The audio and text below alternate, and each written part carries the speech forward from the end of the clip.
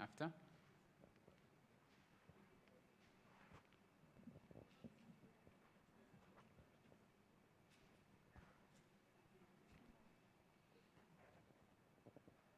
Good morning. My name is Aliguma Edith Adieri. I'm the district chairperson Kiriandongo. I was privileged to attend this session yesterday, especially where the issue of solid waste disposal came up. And particularly, I'm looking at disposal of bivera. When you look deep in our villages, right from our homes, it's a very big challenge, disposing bivera. When you burn them, you will need again to dispose them, maybe by burying. And I want to believe that that is something that contributes to our climatic change, which is drastic. So we are blessed in this house that we have experts from the different ministries, and those are people who could be knowing how better we can dispose these biveras. In other towns, I've seen a collection point where some biveras are dumped, but you don't know how they dispose them finally. It is still a very big challenge. How can we handle this? How can we help our people to dispose bivera? Thank you. Can I just throw that back to you, just before you take the microphone? How are you handling it in Kiriandongo? What local solutions are you developing in Kiriandongo to make sure you deal with this Kavera problem and general solid waste management? Honestly, on bivera, we are handling it just at a household level. We don't have a specific measure that we have taken for handling bivera.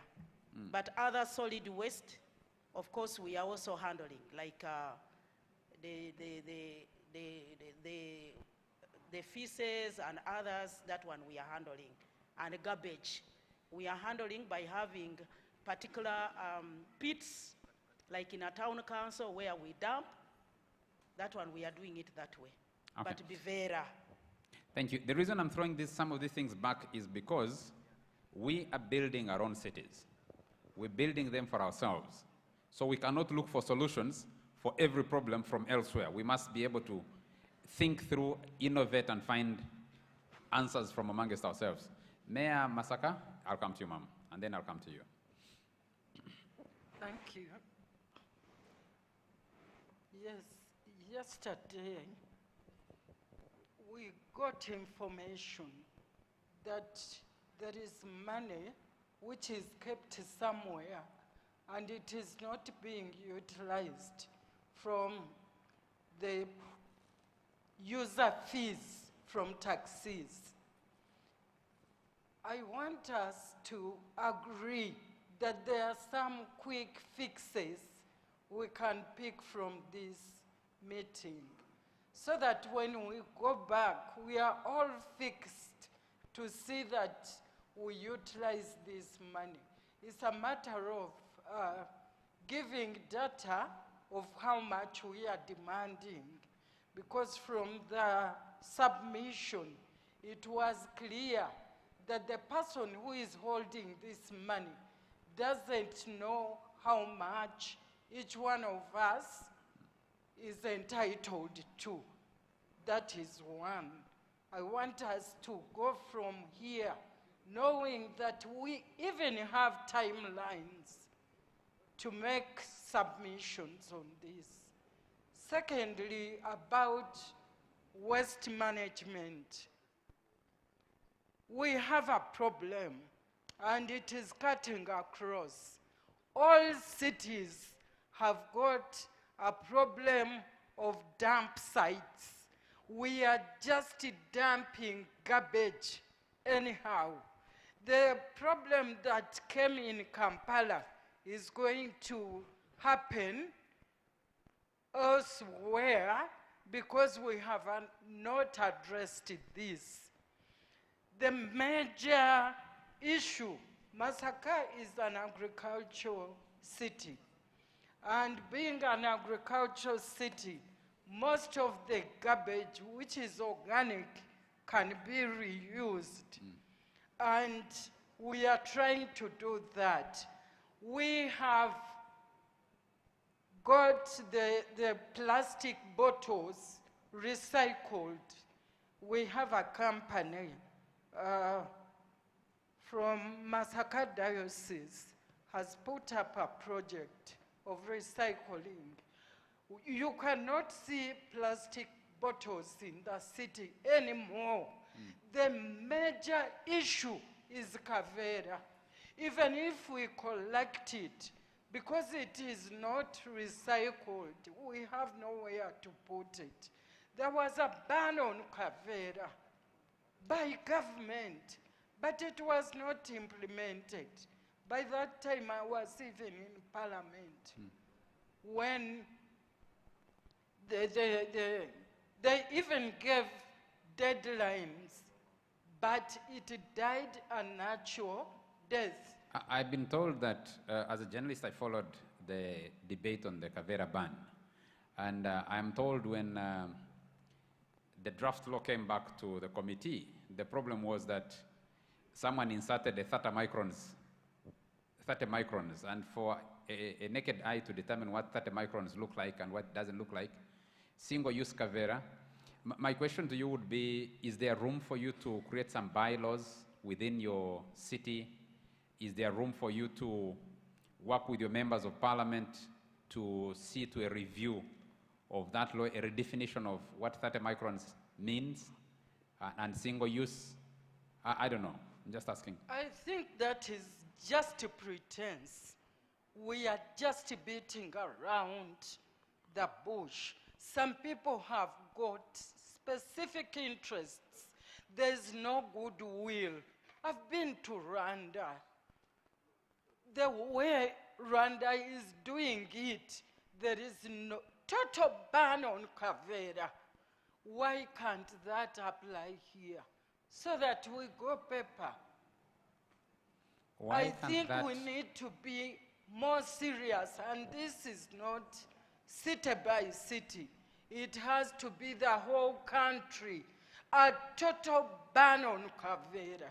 Thank you. So that we protect the environment. Thank you very much. Thank you. Thank you.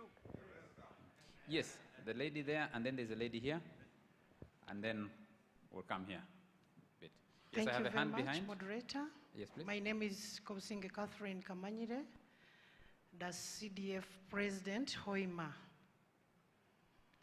I want to bring to your attention one issue which is a national issue and which is going to bring all your heads together so that we can solve it. This is the issue of street children and vending children across all cities. There is a trade order which is not being followed. And when we talk of urban development, we see upcoming developments across all cities. What have we done as duty bearers to see that we curb this? When you go to Kampala, they will tell you there is another city which is bringing those children on their streets. In Hoima, we are trying to curb it, but with these developments, of course, slowly by slowly, they are coming up. I want everyone here to bring suggestions, just like we are talking about Kavera. And when we talk of the better Uganda of today and tomorrow, our children are the foundation. We were once children. Let us talk about children. Street children are going to be a challenge to our country. Thank you very much. Thank you very much.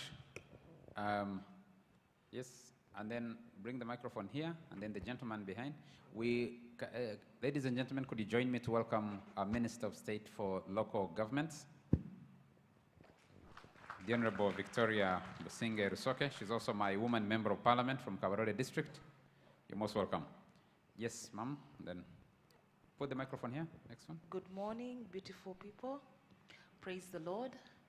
My name is Nasolo Irene from Ecological Party of Uganda. I'm the Secretary General, an aspiring candidate for Busiro East, and I'm glad to be here. My main interest yesterday, when they were sharing, especially the engineers and the city mayor from Gulu City, is that the urban planning, you take too long.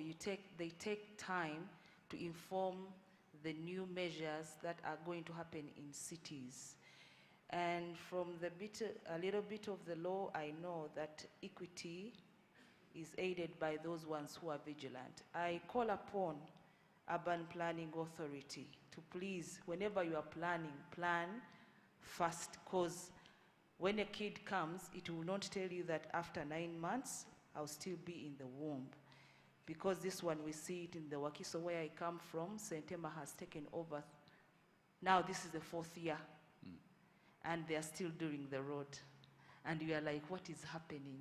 What they are doing is like, are they repairing? Are they making the road? You use it the maxim.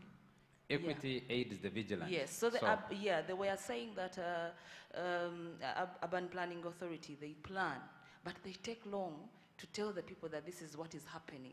So at the end of the day, we spend so much money with the paper, but we fail to put them on practice. That's why I can say that, please, at least let the public know about the arrangements, because the people of Sentema, 4 years down the road is still there, and now it's like the money they have spent, they are going to spend double to redo it again, just like they have done it in the Northern Bypass. Thank you so much. Thank you. Yes, sir? And then I'll pick one more there. And, okay. We'll say, let's first hear this and then we'll say how much. Thank you very much. Engineer Sechizivi Innocent, Mayor Mbende Municipality. Good morning, everyone. My concern, one of the concerns on the revenue mobilization, I beg that let us be supported from center downwards. Schedule 5 compels us to find means of all means possible which are guided where we can get money. But we find whenever we try to create some, we get a lot of resistance and political interventions. We have street parking. We have garbage fee. We go on benchmarking, and even our central government officials go on benchmarking. Across the globe, one pays for management of garbage from his home. And you find sometimes these people appreciate when we bring such ideas to them. From nowhere, somebody comes from top and says that is illegal. But when you are introducing it, you went through all the procedures. I think I request the good thing, our mama from Minister of Local Government, Minister of State is here. Let's support our local governments. When these people are bringing garbage to town, they pay. They pay borders and right to bring it to town. But when you try to remove it from town, then they say, what you are doing is wrong. But they put in money to bring it in town. After removing what they want, then they say, this one belongs to urban authorities. There are certain things which we require to be collectively supported by government and say, the accumulate of garbage, let that person pay for removal of that garbage out of town. Otherwise, sometimes at our level, we go and clearly convince our people, and they appreciate what we go through. But the worst part of it, someone from nowhere, because of politics, comes and say, that is illegal, don't pay it. I'll give you an example in the Mubende municipality. We had a lot of challenges with garbage. But the moment we introduced a service provider, the town is very clean. We have started politics. Of recent, we had His Excellency, In Mubende. And one of the MP says, the people are burdened with a lot of taxes. Somebody who comes once in a while, you can imagine. And the town is clean. I was happy that the people resisted him and said, you have not been around. Allow those people to work. Please, you people come on board. Support us, Mama Rusoke. Let this type of fee cut across the entire country. I'm glad let it be embedded in the law. Thank you. Passed by parliament, not by individual municipalities, town councils. No, let it be uniform. I'm glad you're talking about politicians and you're a mayor. Yeah. In the city. So. We always fight each other, you know that. Yes. And in most cases, when you are office, those who want to come in office think that they will do work by erasing what we have built. I think we need to look at that. And with all due respect, our state minister, take this in good faith. Support your local governments. One time we had sat as cities and municipalities to request the president to adjust us from local government to Ministry of Lands and Urban Development. Because when we put our ideas to urban development, they quickly raise up to respond. But when you go to local government, mama, things delay a lot. Don't compare us with local governments. These are urban governments. Ours is instant. Ours is emergency all the time. But you sit there, you see, with the towns, my brother, it is emergency. When we raise issue to local government, raise up. But you take it the way you are taking local governments in the villages there. Ours is real war. When you don't put down the fire, you find the entire town has collapsed. Thank you. I think that note is taken. Sorry, I'm going to cut this. Thank you so much. I'm going to cut this short. Join me to welcome first our permanent secretary. She arrived a few minutes ago. Thank you, thank you for coming. Let's give a big round of applause and welcome our Minister of State for Urban Development, also joined us. I'll take one comment from the World Bank, and then we'll close, have tea, start our sessions for this morning. Can I have the microphone come here? We'll pick as many comments as possible as we move along if we're able to save time. So I've seen the hands that are up. We'll pick on you. Yes, right here.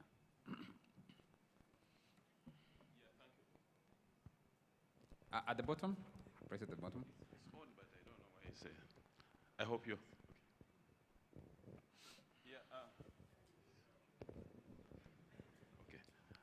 Yeah, thank you, moderator. I think I was just tickled by the comments that came from the dear lady there, the honorable lady, concerning that we have foreign contractors leaving a lot of children behind. You know, as World Bank, we feel this is very serious comment. And I wanted clarity whether that is an assumption or reality. Because under the World Bank funded projects, just one child, you know, you're dealing with the gender-based violence, you're dealing with the violence against children, you're dealing with all these different things. It's not allowed.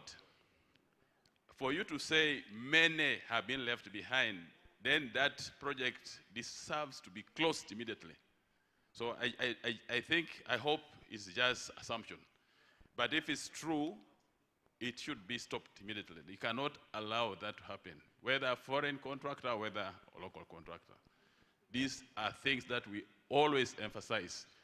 What we call code of conduct has to be all the time upheld with all the contractors.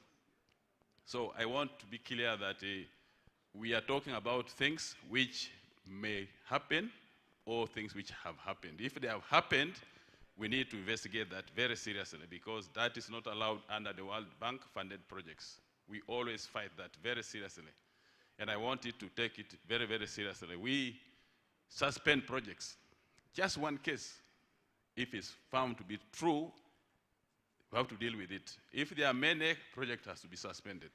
And I think when we are discussing about opportunities for P4R, for new projects, this is the list that we want to hear.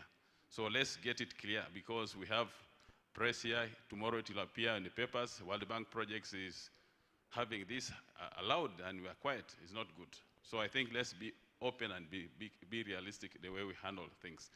Since I have the mic, allow me also to say something about waste management. I believe the cities, the municipalities, they are the managers. They have authority to deal with some of these things. You know, I wanted to just give an example. Once I went to Bombo Military Hospital. I don't know how many people have been there. In that hospital then, it's many years now, before even the law was passed in Parliament, you could not enter there with a cavera. Any form.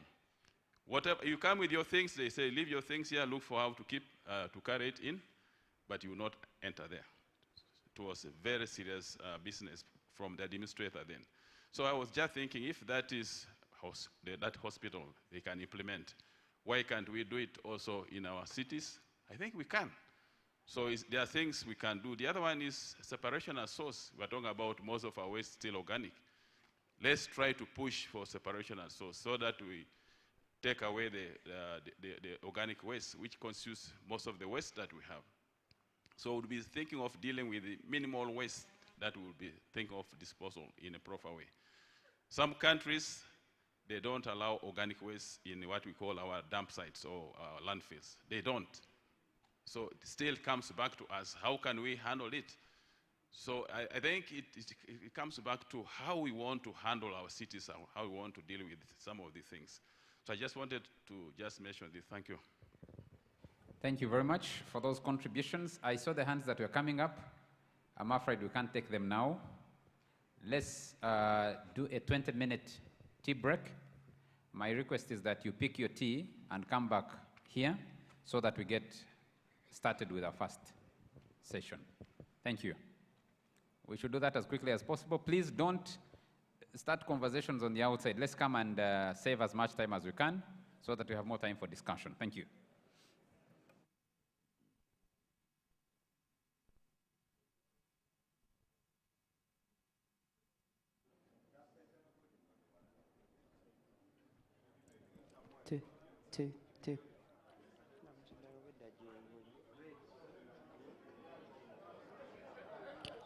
Two. Two.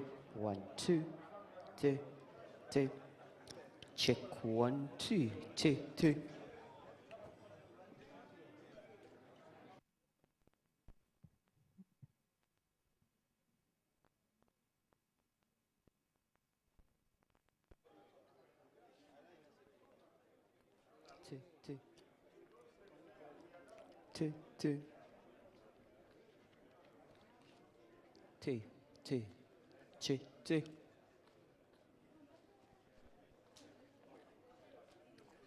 Two. 2. 1, 2.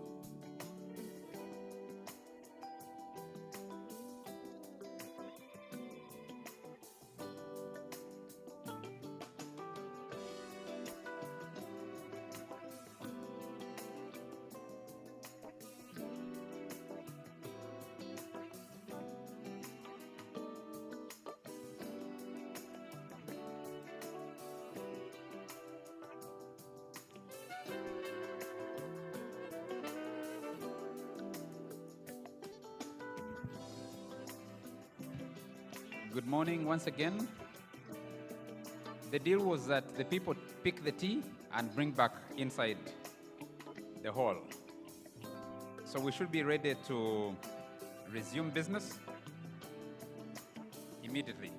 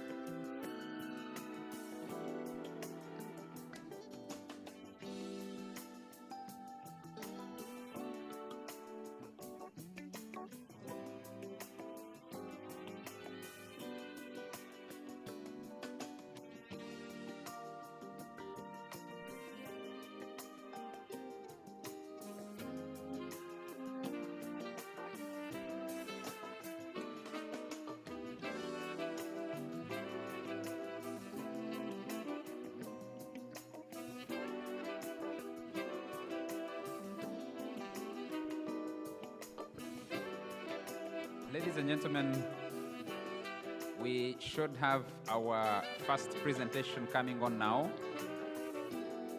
Let's have a presentation from the ICG partners. ICG partners, it's going to be a joint presentation, but we'll do this in strictly 15 minutes. And Maria Orwella, yes, if you could come and take up the session, and Mr. Matsuko, Commissioner Matsuko, you'll join in later. 15 minutes, I'll add that to you at 10.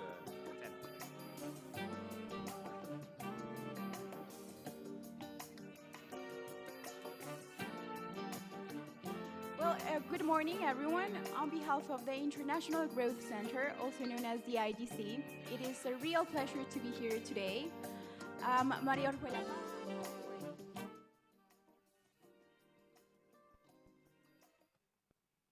Hello. Okay, so I'm Maria Orjuela Pava, and I work as a country economist at the International Growth Center. And today, together with the Ministry of Lands, Housing, and Urban Development, we have prepared this presentation in order to provide a snapshot of Uganda's urban transition.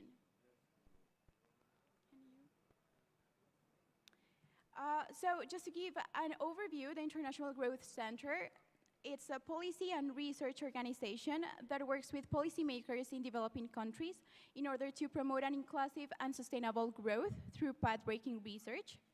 So since 2011, we've been collaborating with multiple policymakers and government stakeholders here in Uganda, such as KCCA, URA, Ministry of Finance, Trade, and most recently, we've been collaborating a lot with the Ministry of Lands, Housing, and Urban Development on a number of research and studies, including urban development and 3 particular areas: property taxation, urban accessibility and mobility, as well as waste management. And the purpose of this presentation is to leverage these results and these findings in order to understand Uganda's urban trajectory, its opportunities, constraints, as well as some of the policy tools that are available in order to manage it properly. So for the purpose of this presentation, urbanization, it's not just about population density, it's more about transformation. And we're going to refer at it as the demographic transition from rural to urban areas, marked by an increased population density and infrastructure development. So this process, if it's well managed, has the potential to drive economic growth, boost productivity, enhance access to services, as well as promote innovation and development. Here you can see that globally, we've already passed a historic milestone, and nowadays, more than half of the world's population actually lives in cities, with this figure projected to increase to 70% by 2050. Figure 1 showcases the number of people living in urban and rural areas across the world, and you can see that historic records have shown a profound demographic shift from rural to urban living in the past 6 decades. So this tipping point that you can see in the figure as this yellow circle highlights the transition in settlement patterns and the increasing dominance of urban areas as centers of human activity and hubs of innovation, where structural challenges should also be addressed. So this map gives us a powerful visual on how urban agglomerations and megacities are shaping the world, increasingly in Africa. And for this map, we're going to refer to agglomerations as clusters of either cities or towns that grow and merge due to population expansion and economic interdependence. And we can clearly see that even though Uganda does not have yet a mega city, Kampala is evolving into a regional urban agglomeration. And this transformation reshapes how economies work and how governments plan. And we can see that cities are crucial and an instrumental stage for tackling development priorities. So just to have a quick overview of how urban growth has been behaving in Uganda, we can see, based also on previous presentations yesterday, that currently 27.7% of the population in Uganda is urban, and the urbanization rate is among the highest in sub-Saharan Africa, with nearly 5.2% annually. The country currently has 11 cities, 31 municipalities, and 538 town councils, with Kampala, of course, remaining the dominant urban center, accounting for over 60% of the urban GDP. However, growth of secondary cities such as Gulu, Barara, Jinja is accelerating due to decentralization. And here in table 1, you can actually see how urban population has spread across regions in the country. And we see that urbanization is closely tied to economic opportunities, youth migration, and regional trade flows. So in this slide, you can have a snapshot of physical planning performance in Uganda. And well, you can see that the PDPs are essential tools for guiding urban growth, given that they help to determine land use, infrastructure alignment, and investment zones. And based on this table and on the data, we see that there is a critical gap. And there is a significant number of urban centers that lack of approved and implemented PDPs. And actually, this gap is the one that explains the proliferation of slums, which currently is estimated at 161 in the urban areas of the country, and shows that without physical and planning, like a proper physical planning, urban expansion becomes uncoordinated, leading to an increase of informal settlements, poor service delivery, and environmental degradation. However, in order to address these challenges and develop strategies and shape policies that can manage the current urban growth, it is essential to understand the factors that are powering urban growth in Uganda. And the IGC has identified 5 key causes of urbanization across the Pearl of Africa. So first, we have the rural to urban migration, which has been mostly driven by search for jobs, better education, and healthcare. We also have the natural population growth, accompanied by the existence of decentralization policies that have elevated towns to municipality status, as well as a rise in informal economic activities that have boosted lives in cities.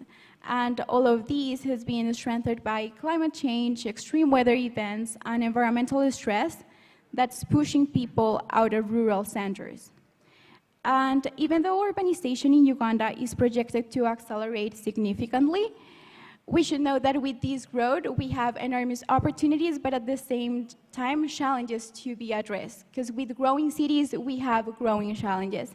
And 4 of the key areas that should be examined and addressed are, first, infrastructure development, which currently is inadequate. Second, the levels of revenue collection and domestic revenue mobilization that currently relies mainly on property taxation. Thirdly, the amount of unplanned settlements and the rapid expansion of informal housing due to poor urban planning and enforcement. And lastly, but not least, the environmental degradation and climate vulnerability. So given that this conference focuses mainly on infrastructure, I'll delve deeper into our first challenge that refers to inadequate infrastructure in urban centers. So in this slide, you can briefly see 3 categories and main areas that showcase why infrastructure in Uganda is inadequate, relying on urban service coverage gaps, housing and settlement, as well as transport network constraints.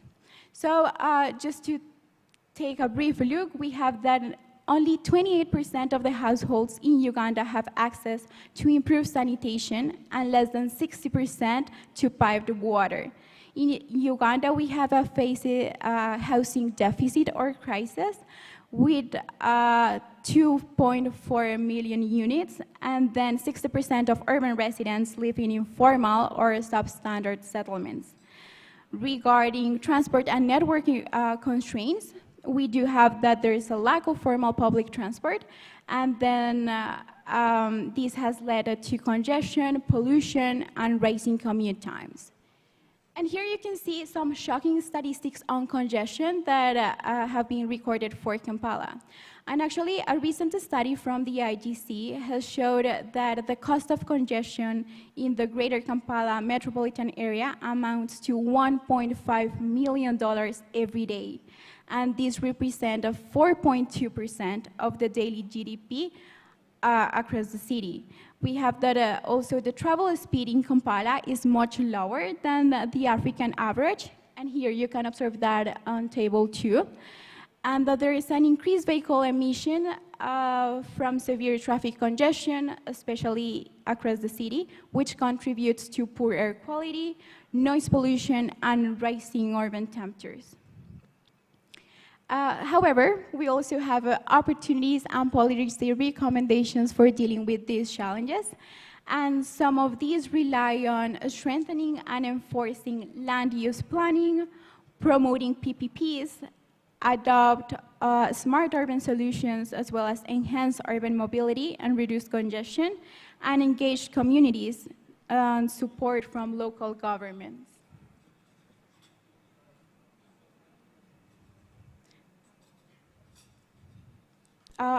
Despite this also, the government has done a lot of efforts to improve the urban economy and urbanization across Uganda. And here we have a little bit of more of information related to the USMID program.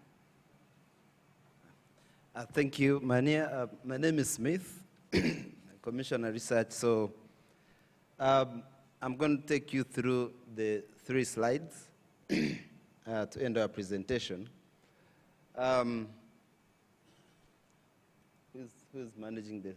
Okay, so at the inception of USMID, the economic internal rate of return, which we had projected in the feasibility study, was around 18.5%. And the review of the project portfolio by the World Bank gave USMID about 20%, meaning that USMID has performed above by 2 percentage points. So I think, and when we talk about the economic internal rate of return, it is a ratio that combines all what I've been talking about, in terms of the jobs created, in terms of the revenues, the cost of doing business, and so forth. So in my view, USMID AF using the statistics here, has been very, very, very successful. And I think we need to clap for that.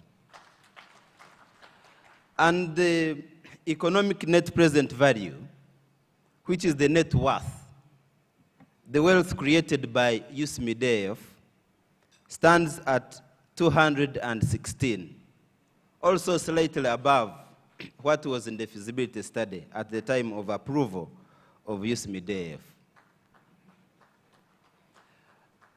And this statistic, we use it very profoundly when we are approving projects. I happen to be the member of the development committee, and I think USMID is one of the projects that have had no much effort in terms of scrutiny because of its performance.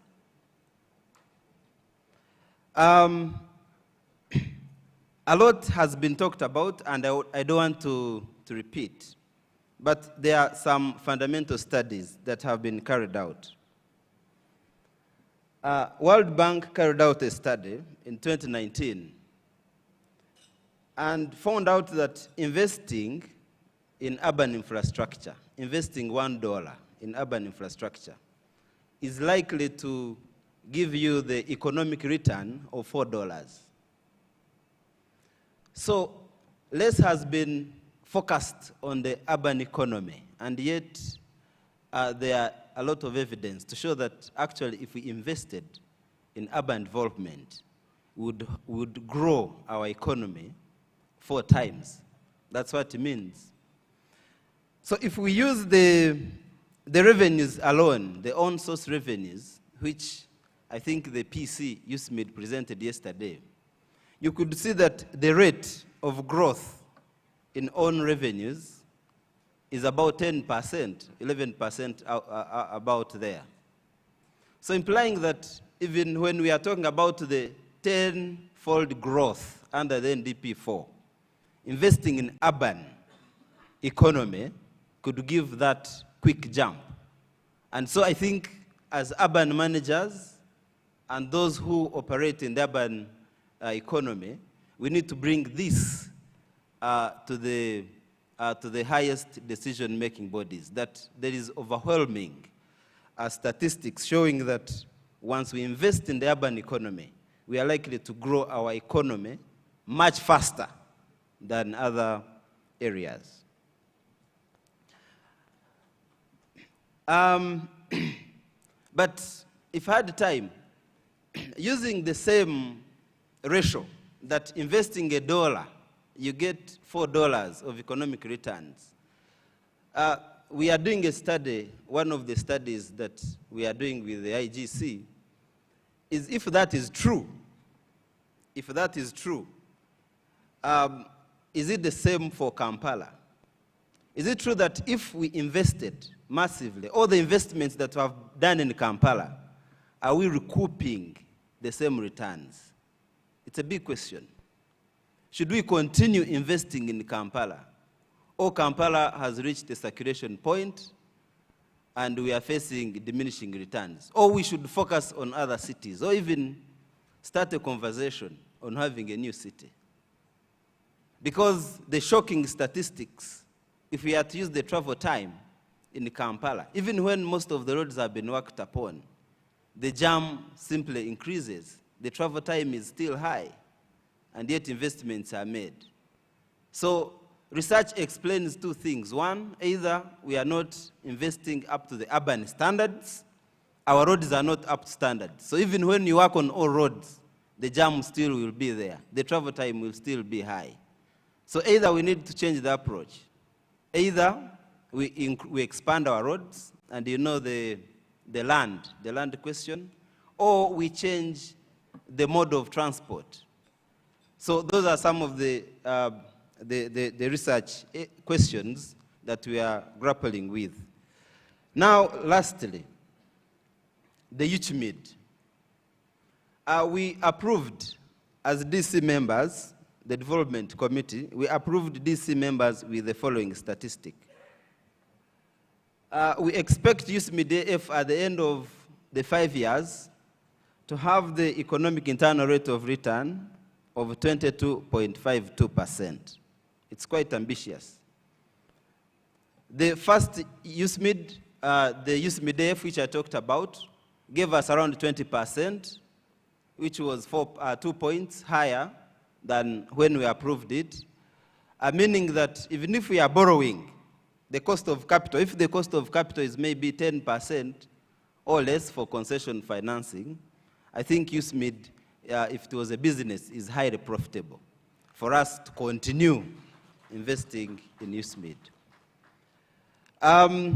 But also has an ambitious target of the economic net present value, the wealth that USMID is supposed to create in our cities, around 39.2 trillion. So looking at this data still, USMID is the best strategy now, or the mode of investment in urban areas using the USMID approach and outputs thereof to give us the 10-fold growth under the NDP4. So I just want to give you the pictorial. If you can just, I'm done, but I want to show you that where USMID has had interventions. This is Masaka. If you look at Masaka in 2013 and Masaka in 2025, you could see that the roads were majorly soil, and now they have been upgraded, tough salt, and you can see the investments, the new investments, where you see red. Those are the new investments. And of course, that not needless to say that also the value of land has improved in all the USMID investment areas. And the same applies to Hoima. The same applies to, go next, to Kasese, and so forth. Thank you very much.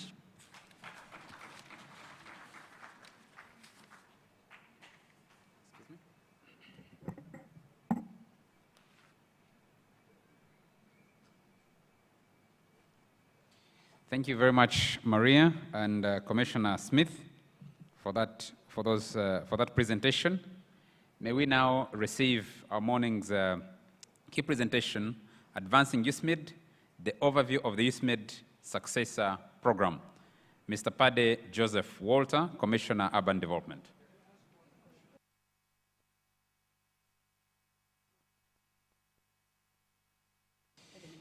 Okay, I will just hear a quick comment from the Minister, and then you proceed. There was a good presentation of the internal rate of return of that dollar which is invested in the urban area. I wish there was a comparative figure for the internal rate of return when that same dollar, I know it's obviously higher in the urban area, but it will be good if the research can show us what will be the internal rate of return of the same dollar in a rural area, so that people can appreciate. They don't have to give it now if they don't have it, but they could work on that in their next research or later on and give us that figure. Thank you. Okay. Thank you, Honorable Minister. We will pack that. Maria and Smith have picked that up. After Commissioner Pade has made his presentation, we'll pick it up and see that we can pick it. We will not take comments now. We'll take the comments after Commissioner's presentation. Thank you.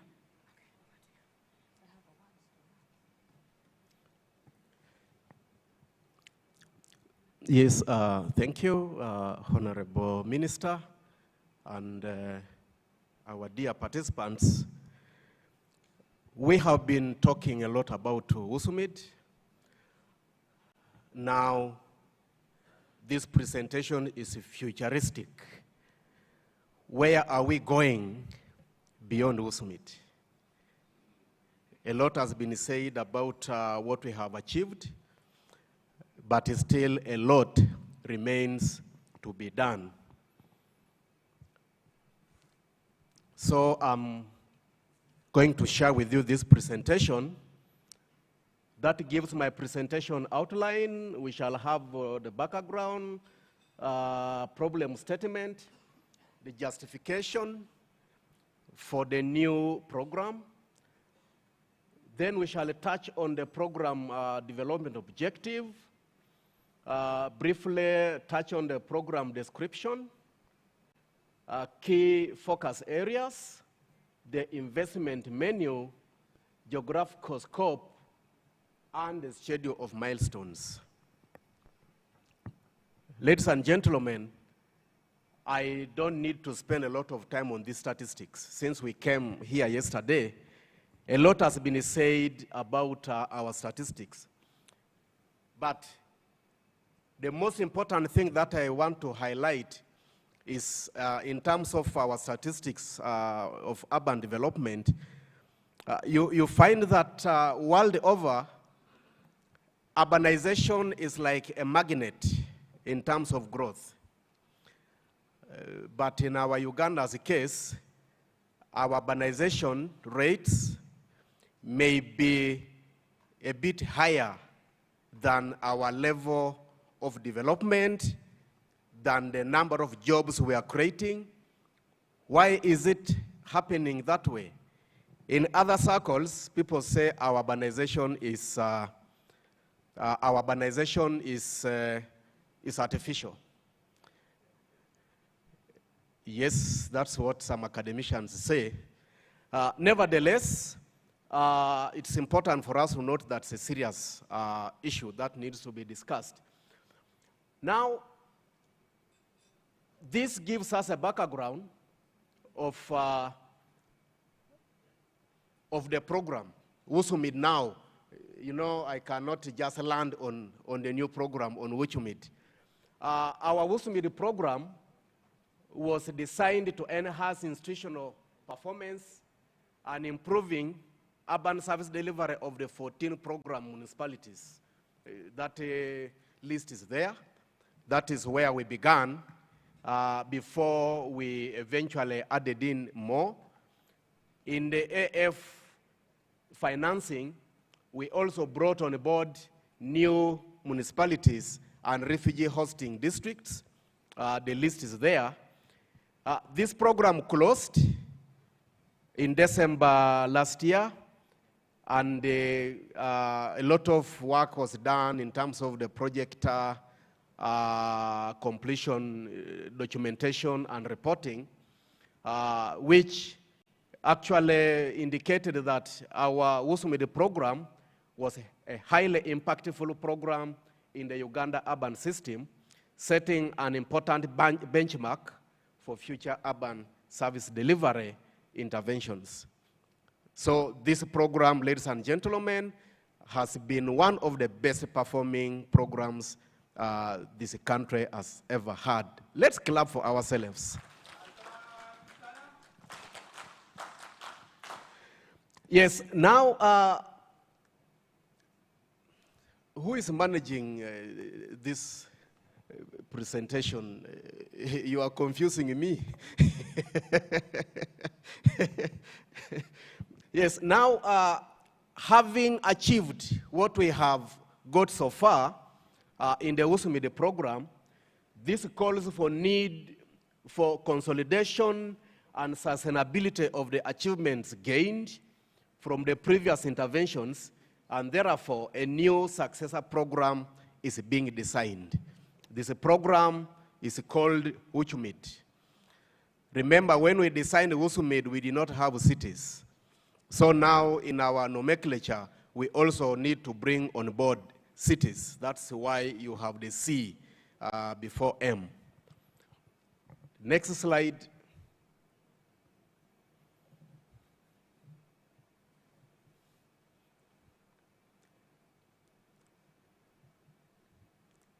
I wish I was managing my presentation myself. You are taking me backwards. Who is handling the presentation? Yes, now what justification do we have for the new program?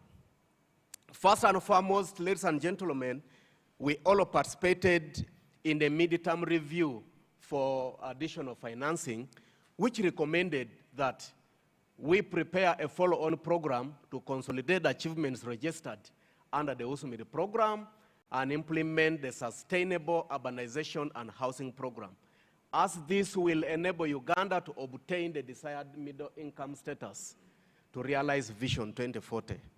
We have been talking of the 10-fold growth, and these are some of the interventions that government is putting in place to achieve that.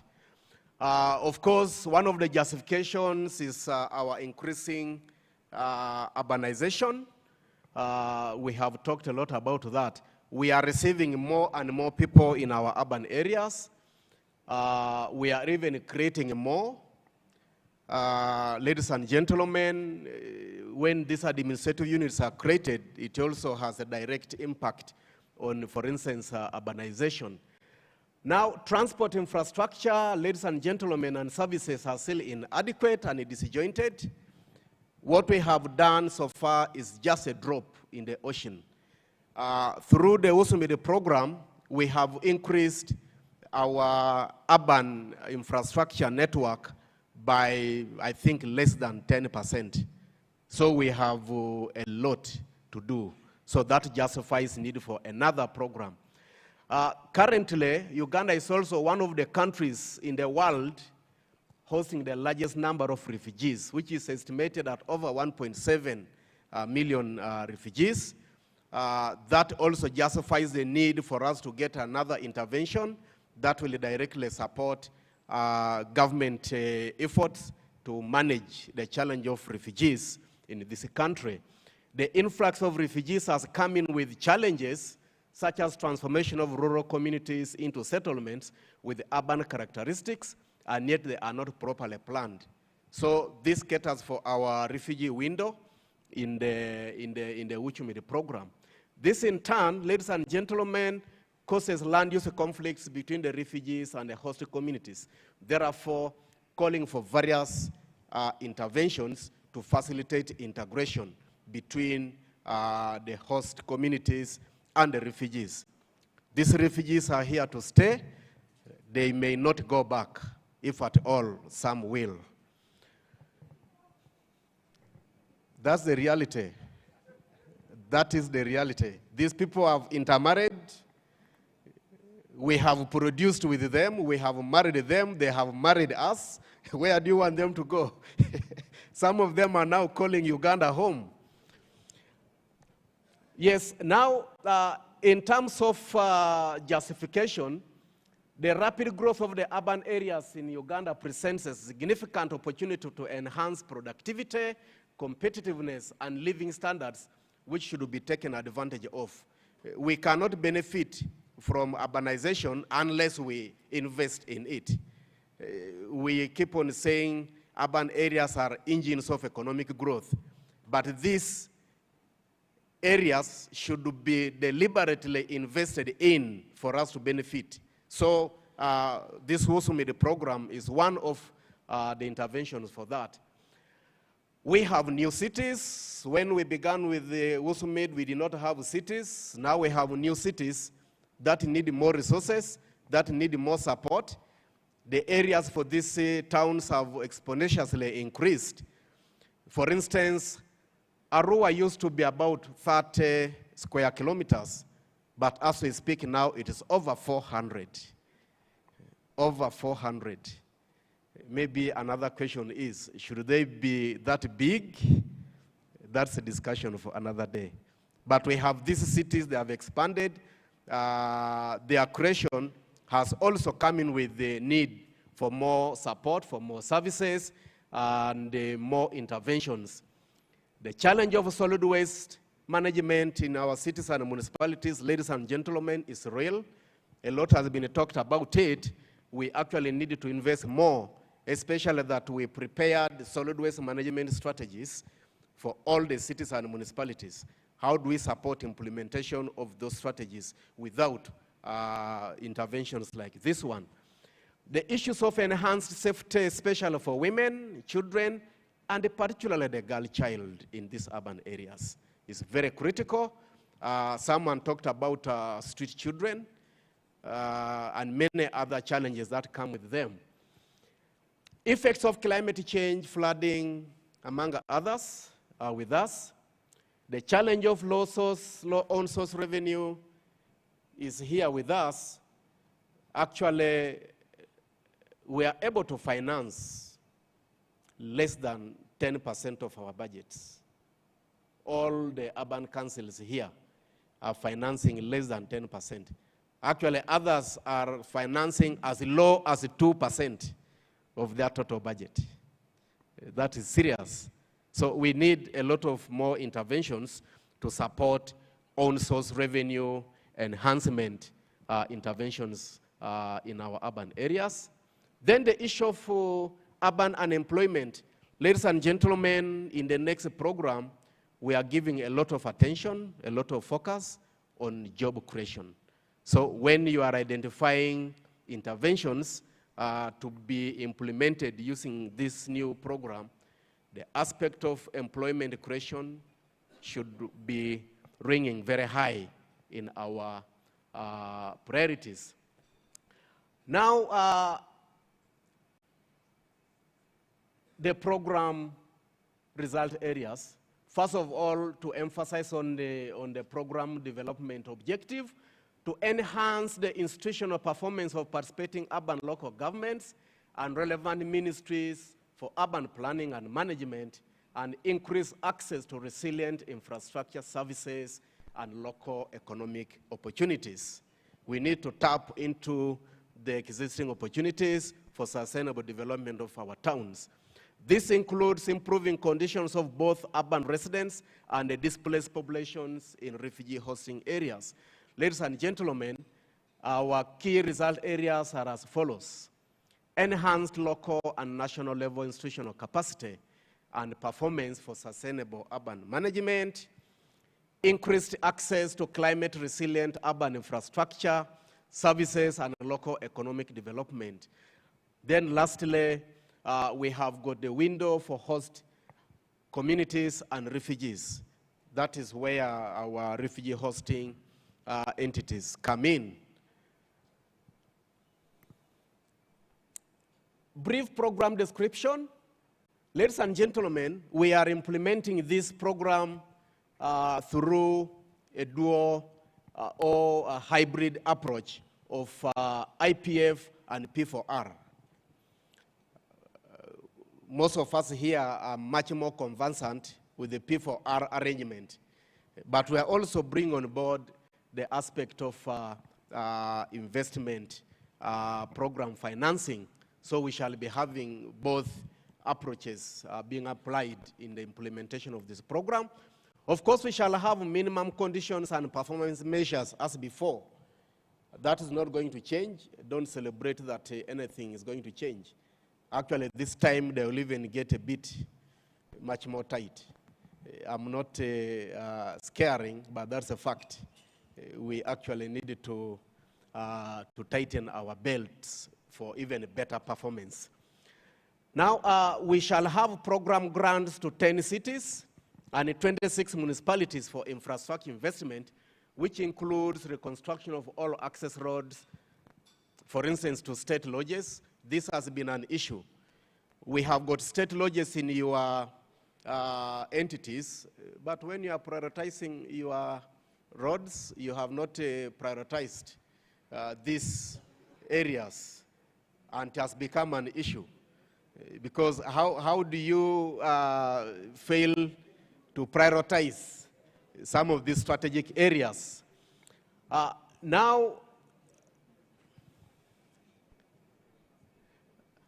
ladies and gentlemen, what is happening? It seems I have touched you in the wrong way. Kindly allow me to present, then we shall discuss. Yes, support to urban development in the town councils, in the local governments and communities hosting refugees for improved planning, land tenure security, and infrastructure investments to benefit both refugees and host communities. We are doing that under P4R, like before. Then support urban development especially the national initiatives through systems and institutional development at the Ministry of Lands, Housing and Urban Development, of course in terms of program management and coordination, and we are also working with the other government ministries, departments and agencies in this respect. So we are having the IPF financing and P4R. So for that we shall have both. Minimum conditions, they have not changed. In terms of institutional minimum conditions for institutional strengthening, the institutional strengthening and the governance plan in place, you must have a plan that will be supported. The institutional strengthening grant spent according to the eligible expenditures. Some of you here know and you have tasted the bitter pill of spending this money in a wrong way. That one still remains. The aspect of eligible areas is critical. Institutional strengthening activities focusing on climate change, job creation, and gender inclusion. This time, emphasis being put on gender inclusion so that we close the loop. Now, minimum conditions, the local governments must have filled key positions. This one has not changed, and we are starting with the assessment soon. Actually, with this, we have a slide which is showing you the specific people that we need. After this meeting, I'm sure you will know whether you are in or out. That one will be sorted out here in this room. Now, the local governments must have demonstrated basic capacities in budgeting, procurement, and financial management. That's in terms of the fiduciary safeguards. The local government has demonstrated basic capacities in climate and disaster risk management. Of course, the IVA will do that assessment. The local government has met all program-specific requirements. And then that last animal, local governments in the current phase must have, actually I should have bolded this one. Local governments in the current phase must have completed all works. All works. If you have got even one single dot of any ongoing works in the program, you are out. That's how serious it is. Then we also want to make sure you do not have any outstanding grievances. Any outstanding grievances, we must have dealt with all the grievances. Next slide, that gives us the key staff positions. You must be having the chief finance officer who should be certified. You need the economic planner. The municipal engineer should be registered, not registrable this time. Because after 10 years, why haven't we registered? So this one is an issue that we need to look at. We need a municipal natural resources officer because the issues of climate change are very critical this time. The municipal commercial officer, we are talking of the local economic development interventions. The municipal community development officer or city community development officer, because we are engaging very closely with the communities for purpose of ownership of these interventions. The labor officer is very critical because now we are focusing on job creation and many other labor-related issues always come in the course of implementation of these programs. The municipal fiscal planner, who should also be registered. Now we have got the Planners Registration Act in force. So the fiscal planners here should take note of this. Or when you get back at home, remind your fiscal planners to do the needful. We also need the principal internal auditor, senior resource, human resource officer, and then the principal procurement officer, because a lot of procurements are to be undertaken. This has not changed much. This is what we had before, apart from a few aspects. And maybe the ongoing studies might change this a bit, but this is the bigger picture of what is required. The focus areas, ladies and gentlemen, enhance local and national level institutional capacity. I talked about that. Economic development and job creation. We are looking at local economic development so that we can revive our economies. Low carbon, climate, resilient mitigation and adaptation measures. We have gender inclusion, as mentioned earlier on. Next slide. The investment menu has not changed much. Urban mobility infrastructure, which includes roads and associated auxiliary infrastructure. Solid waste management infrastructure. Drainage to avoid floods and other challenges. The local economic development interventions. Direct employment creation interventions. Urban greening and landscaping for enhanced aesthetics and climate change management. Next slide. The geographical scope. Now we have the 10 cities listed there, and then we have 11 municipalities that have been participating. Then we have 15 non-AF municipalities, the new ones now that are coming in, the new ones that are joining the league. The Iganga, Masindi, the list is there. Njeru, yes, but remember the other condition. Remember the other condition. Then we have, important to note here, all of the municipalities under GKMA are not included. The GKMA program is a sister program of the USMID arrangement. So we have not included the Makindye, Sebagabo of the city, Nansana, and the rest. Those ones are well located for elsewhere. So don't ask why they are not included. Now we have 11 refugee housing districts, but this time we shall be targeting strategic support, which will be more consolidated and mainly focusing on urban councils.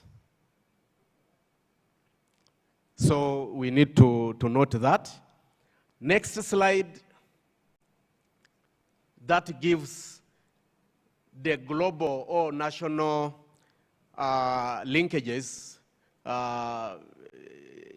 USMID strategic fit. It is linked with our national Vision 2040, the urban policy, the East Africa Community Vision 2050, Agenda 2063, Sustainable Development Goals, a number of them, 6, 7, 9, 11, and others. It is also linked to our NDP4 under our program Sustainable Urbanization and Housing. Next slide. That one just gives us milestones. You can read for yourself. The Ministry of Finance was notified. That was done. Notification to World Bank are done. Approval by the Ministry of Finance, the Development Committee. My colleague Smith mentioned here. Our profile, those approvals have been done. Now when you come to 11, presentation to the top management of the Ministry of Finance, a submission has already been made and the discussions are ongoing in that regard. The OPM, we should also be doing it in the month of May. presentation to NPA also in May, cabinet approval. We also expect it to be done in May.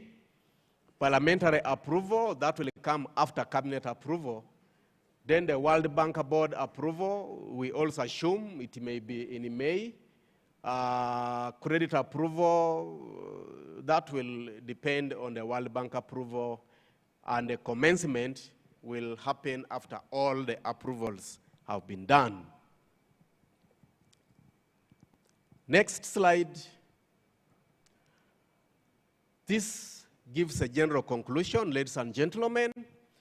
The government of Uganda, through the movement government, recognizes planned urbanization as one of the strategic vehicles for socio-economic transformation of this country, and therefore committed to mobilize resources for infrastructure development, which is a cardinal and critical for sustainable development. Thank you for your kind attention.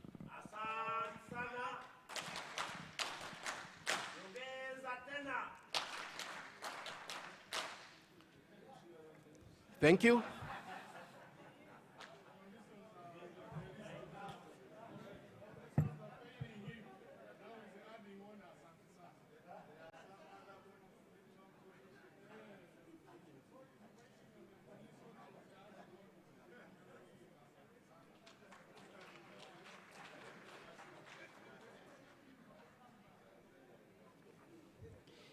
Can we do that again? I appreciate.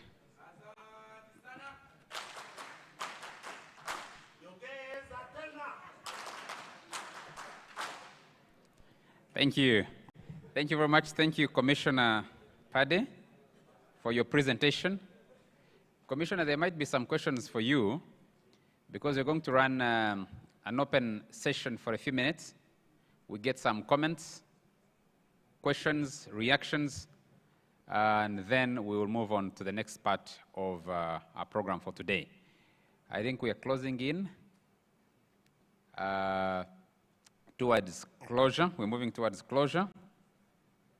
So I request you to come back and take a seat here. Unfortunately, not have company when you take up a seat here. Okay. So we're opening this session for about 20 minutes only, 15, 20 minutes. Because first, let me have my microphones. Okay. Let's get the microphones in and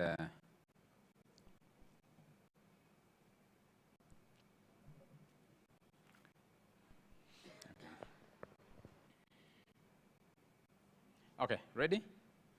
Beautiful. Let's start from the extreme end. I'll come this way. Let's start from that table of those mayors that have been caucusing since yesterday.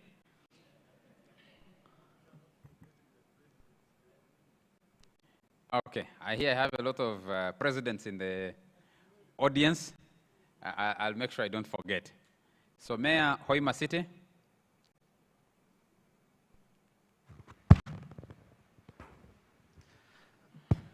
Thank you so much. Our ministers present here. Want to thank the presenter for taking us through and understand what is happening. Brian Kavoyo is my name, the mayor of Hoima City. I believe all of us as cities and municipalities who are implementing this program performed well. So I don't expect people to be left out. But I was just trying to say, when you look at waste management, I was suggesting that could we have Your Worship, as you put your question, can I request the PC to come and have a shared maybe dumping site or whatever? If Hoima City, I have one, and we create one, why would Masindi, we can have one with Masindi, who is 50 kilometers away from Hoima, and other town councils.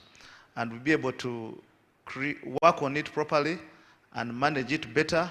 But the entire region, not every town council to create, because in between us, there are about 3 town councils also may be having challenges. So I wanted to us to think in that direction. Then another is, we always have the challenge of right of way. But if this program could also help us, because as you see, these cities, they added on more areas where they are still virgin. If we could also be supported to open up these roads so that the future program is not affected by right of way, so that development finds when there is already space for the road and well demarcated. I think also that would also help the cities to make sure that we grow them better and better planned. Then finally, I wanted to also propose, the other one was a comment which I wanted to make yesterday on the earlier morning, we never had time. The keeping, when we look at the environment and also keeping our cities clean, we must make it a national policy, not just a city or a division. For example, I have Keep Hoima City clean, but it's difficult to enforce because everyone thinks it is the mayor and a few people who are going to clean. But when you make it like Rwanda, that Saturday or Sunday of the month, all cities and town councils all over the country, that we are cleaning, no opening. Even the Archbishop in his sermon of Easter, Kazimba, talked about it, that if we could get cleaning once in a month, no working from 7 to 9, and it becomes a policy, I think that would also help us clean and make our people be responsible. Thank you. Thank you. Pass it on to Mbarara. Thank you. Kacheves Robert. I'm the city mayor Mbarara city. And I want to appreciate and then give my comments about two later. I want to appreciate what the NRM government is doing and what it has done for us as far as USMID is concerned. There are things that bring us together here. Like these roads, you don't talk about your party, over red, over green, but you talk about here, which has given it to you, and that is NRM government. So ministers who are here, please take my appreciations to the President of the Republic of Uganda, that this money has created impact.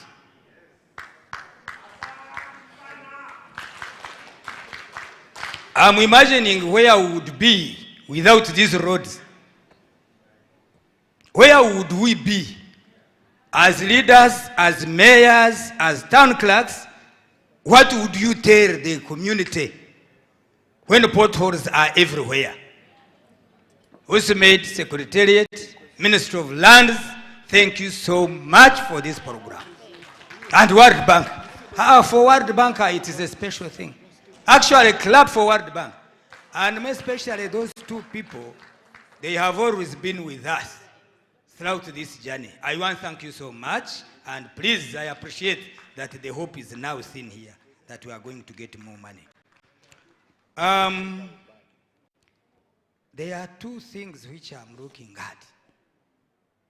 In your communication, Commissioner, you talked about some entities that may not have completed. And you know the reasons, by the way. The reasons is that some contractors were weak. And right away from the time, I don't even still remember, I have always been saying that this kind of clustering should change. Because when you find Kawari yesterday, he was making, actually he brought a point at a certain level, which was not the real one. Because he's concerned. It was not the right time, as he said it. So please, that issue of clustering, you know, and if we are also to do that, then we need to look at how we can handle that one. Kabale, suffer, or Mbarara suffer alone, and the rest also move on well. Then there is also another thing that you talked about. Yes, 10 cities. True, 10 cities. That's what I want to talk about now. 10 cities, yeah. Mbarara City, Hoima, Lila, Alalala, You have seen the massacre? Yes. And we thank the Ministry of Local Government for that. We are there. But you know we have issues. We have gaps. Like, for example, these conditions you are talking about, some of them are beyond us. Like those positions you had to put on the screen there. The issue of recruitment. Most of these positions are vacant. We have acting people. How are we going to go about that? Are we failing? And yet it is not our problem. It is a very big problem when you talk about this, the wage, the what, no money, what. How do we handle this? I think really some of these conditions we need to talk about them at this particular time. And if, because I'm happy the ministers are here, and we need to solve this. We need to solve this. Thank you, Mayor. Let it also not be like the issue of assets which did not even get a solution. But for these positions, let us move, and we have the project. I thank you so much. Thank you, Mayor. Thank you. Yes, let's pick the gentleman next there. It's only the Mayor gave a little bit more time. Just make sure that we, as many of us, participate as possible. Yeah, thank you. So keep it brief. Thank you very much. My name is Asiko Abdul Muttalib. I'm the district chairperson of Yumbe district. As a refugee hosting district, and also the refugee hosting districts that are in this house, I want to thank the Minister of Lands, Housing and Urban Development for including the refugee hosting districts in the first phase of USMID. I know a lot has been achieved, and this is because of the support ministry has given us. For example, Yumbe district is a district for 24 years now, but it is the first of its kind that in 2024, the district physical development plan was approved, and this is going to run up to 2040. I know if it were not because of USMID, we will not have any district physical development plan approved by Ministry of Lands, Housing and Urban Development. So I want to thank this first phase of the program for this.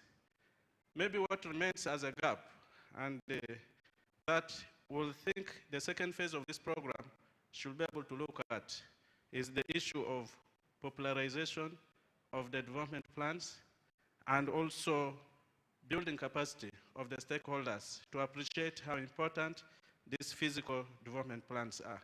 So this is something that I thought is very key. So we want to thank the ministry, government, and World Bank for including the refugee hosting districts and the first phase. Now, going forward to the second phase of this program. Right now, if you look at what's happening in Western Uganda and also in West Nile, as I talked this morning, I received a call from my commanding officer of UPDF that already we are receiving influx of refugees because of what is happening in South Sudan. So the presentation of the commissioner that the refugees are not about to leave is something that is real, and therefore must really see how we empower the refugee hosting districts in that regard.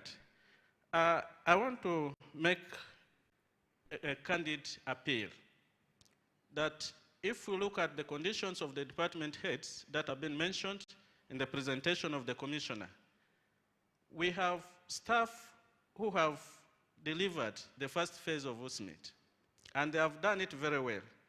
Our only gaps, as said earlier on, are some of the contractors, the capacity of some of the contractors that have delayed implementation of some of these works. But when it comes to technical capacity, I want to say that already the staff that we have on ground have gained experience in implementation of USMID program. And therefore, when we come to the second phase, we will not have any serious challenges. We appeal to Ministry of Lands, we appeal to the ministers were here. When you look at the roadmap, there's still quite a lot that is to be done. I thought our coming for this conference would give us a guideline that in the budget for this coming financial year, we are going to receive IPFs, and therefore as district chairpersons and also the mayors here, we go and do planning so that when we are approving the budget for this coming financial year, it should capture the IPFs for the USMID program. Otherwise, we want to say, please help us expedite the processes that are remaining. We are ready to receive the second phase of this program. Thank you very much. Thank you very much. I know that the ministers who are here and the ministries feel appreciated. So the next person, go straight to the issue that you want to comment on, so that we can save time and have more of us.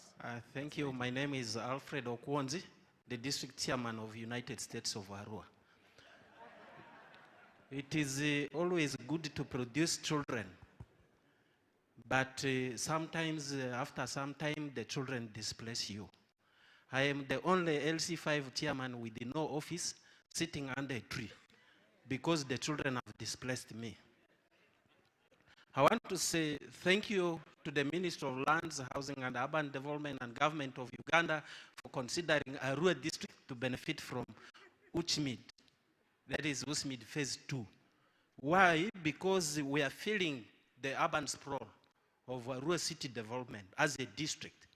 Yesterday you were saying Arua city has a land area of 403 kilometers square. To me, as the grandmother district, it is not true, because you have to add some of the 3 sub-counties of Arua districts that have been swallowed up by the city. So you see, social evils are planned from the city because you decided to provide street lights in the city. There's no darkness in the city. Where do they implement their social evils? They implement it in Arua district. You've seen robberies along the highway. Traders are being robbed of their assets, their resources, because you've not catered for the grandmother district. And I want to say that this is a big, big issue for us. Wastes are generated in the city. You said that they are brought from the districts. But also the city is disposing the waste in the district. So you have to plan for the district comprehensively. Actually, our proposal is that Arua city must be named as a metropolitan city because it is affecting the neighboring districts. We are feeling the pinch, and I want to say thank you so much for considering us. When I did not see Arua at the beginning from Commissioner's presentation, I almost went into shock. I said, where is Arua? But he did it towards the end. I want to say thank you for saving me. Thank you, Mr. Chairman. Can we have another person contribute? Yeah. Thank you. Thank you. Yes, I'm Luanga Edward, the town clerk, Ginger. Colleagues, I know during the implementation of this program, ownership of the areas where we are putting up the projects is a condition. Mama, that my issue comes to you as our minister, that all the cities are next areas from the districts. And these areas, we have utilities that maybe we would wish to work on. We have markets, we have parks, abattoirs, but now if we are to improve on these facilities, we must have ownership. And our Ministry of Local Government, one time you gave a program that you are going to come and see how these assets are passed over. Up to now, nothing has been done. Now these areas that we are next, they are saying we have abandoned them. So Mama, this is my appeal. Like we have said earlier, that let's have these assets areas that we are being handled by the district or owned by the district. Let these assets be passed on to us so that they benefit from this program. Otherwise, the areas that we are next, they are all going to lose from this. Thank you so much.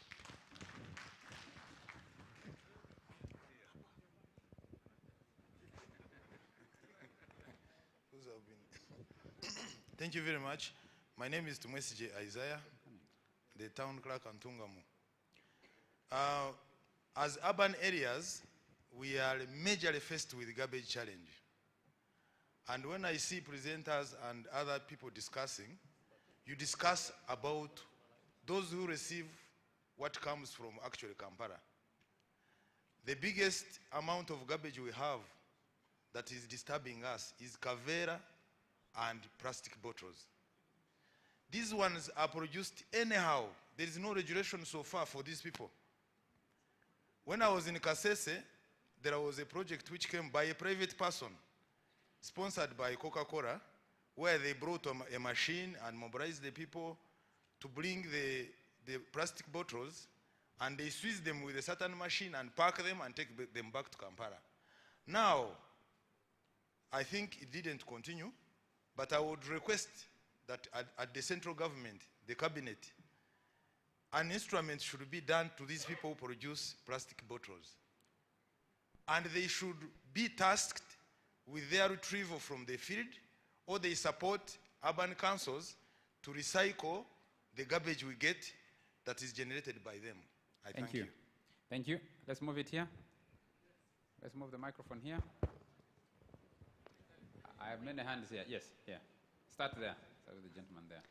Thank you very much, moderator. My name is Titus James Twesige. I came to this conference as the president of the Professional Association of Sociologists and Anthropologists from Makerere University. So my input is in that direction of thinking. But I must also emphasize that for me, this was come back home. I worked with the Alliance of Mayors Health Program as the country director for 8 years. So I've been working with the urban fraternity for these years. I noticed during that time I worked with Amical in health that urban areas actually are the epicenters of diseases, and actually they have very bad statistics. But also 80 to 90% of resources in the health sector actually concentrate on infrastructure, health emergencies, medicines and other medical commodities, but much less on prevention. So we find people crowding in the hospitals. We spend a lot in terms of how to treat them. I wished when I came here that the discussion around urban development is not so much about hardware, but also has a lot of software. That it has a lot of quantity, but also quality urban development. So for me, since yesterday and today as we move forward, I see 3 gap areas in the context of sociology and in the context of quality development. One, in the area of integration. In the area of integration, I agree and I appreciate the physical development plans as the guiding tools for development. We yesterday talked about environmental action plans, but the question to me is, how deeply are we integrating socio-cultural adaptation at the project design stage in the urban development processes? Number 2, the question of inclusivity. I liked yesterday on the slides the people among the 6 P's of sustainable urban development and the principles of inclusivity. I would like to thank the Ministry of Lands, Housing and Urban Development and actually the Ministry of Water and Environment employ most sociologists, I think, in Uganda. But the question we hear also is that actually sociologists are like just support staff. They have very little budgets, and many times they have a limited voice to influence decision-making processes.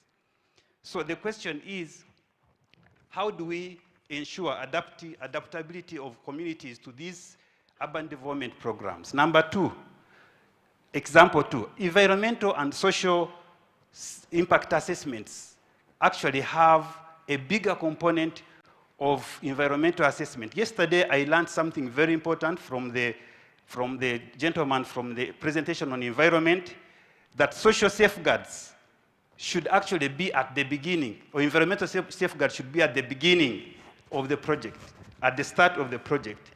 But the question is, do we really have deeper socio-cultural impact assessments so that people can adapt? I have learned, for example, that the biggest success of USMID was with the contribution of municipal development forums, city development forums.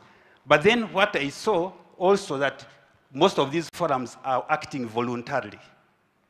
they have to act voluntarily. And then we saw a picture where we are appreciating civil society that supported the monitoring of the programs, actually with a motorcycle. Is that the best we can do in terms of entrenching social integration and also ensuring social accountability, like we said? Lastly, lastly, the implementation strategy.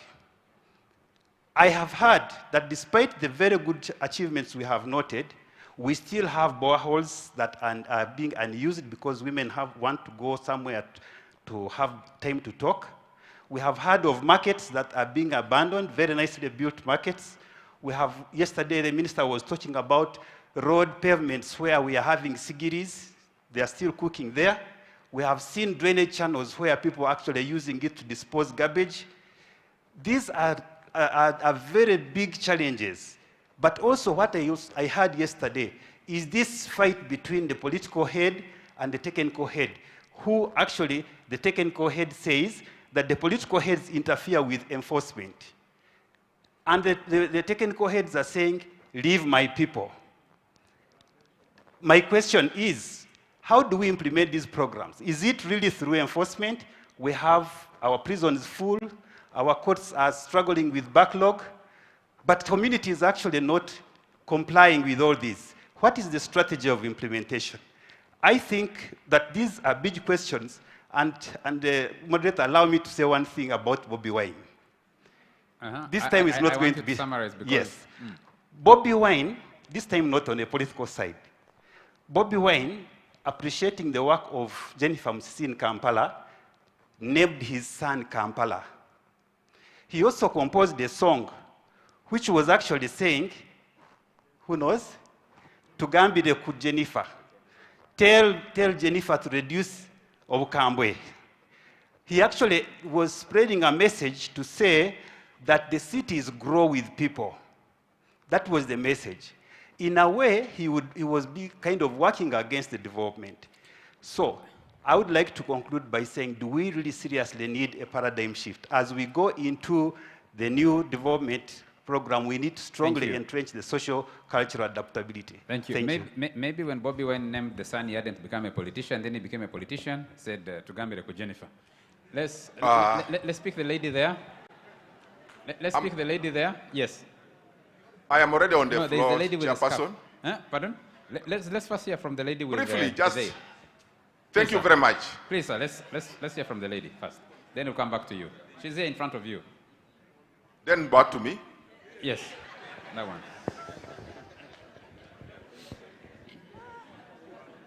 Thank you, our moderator.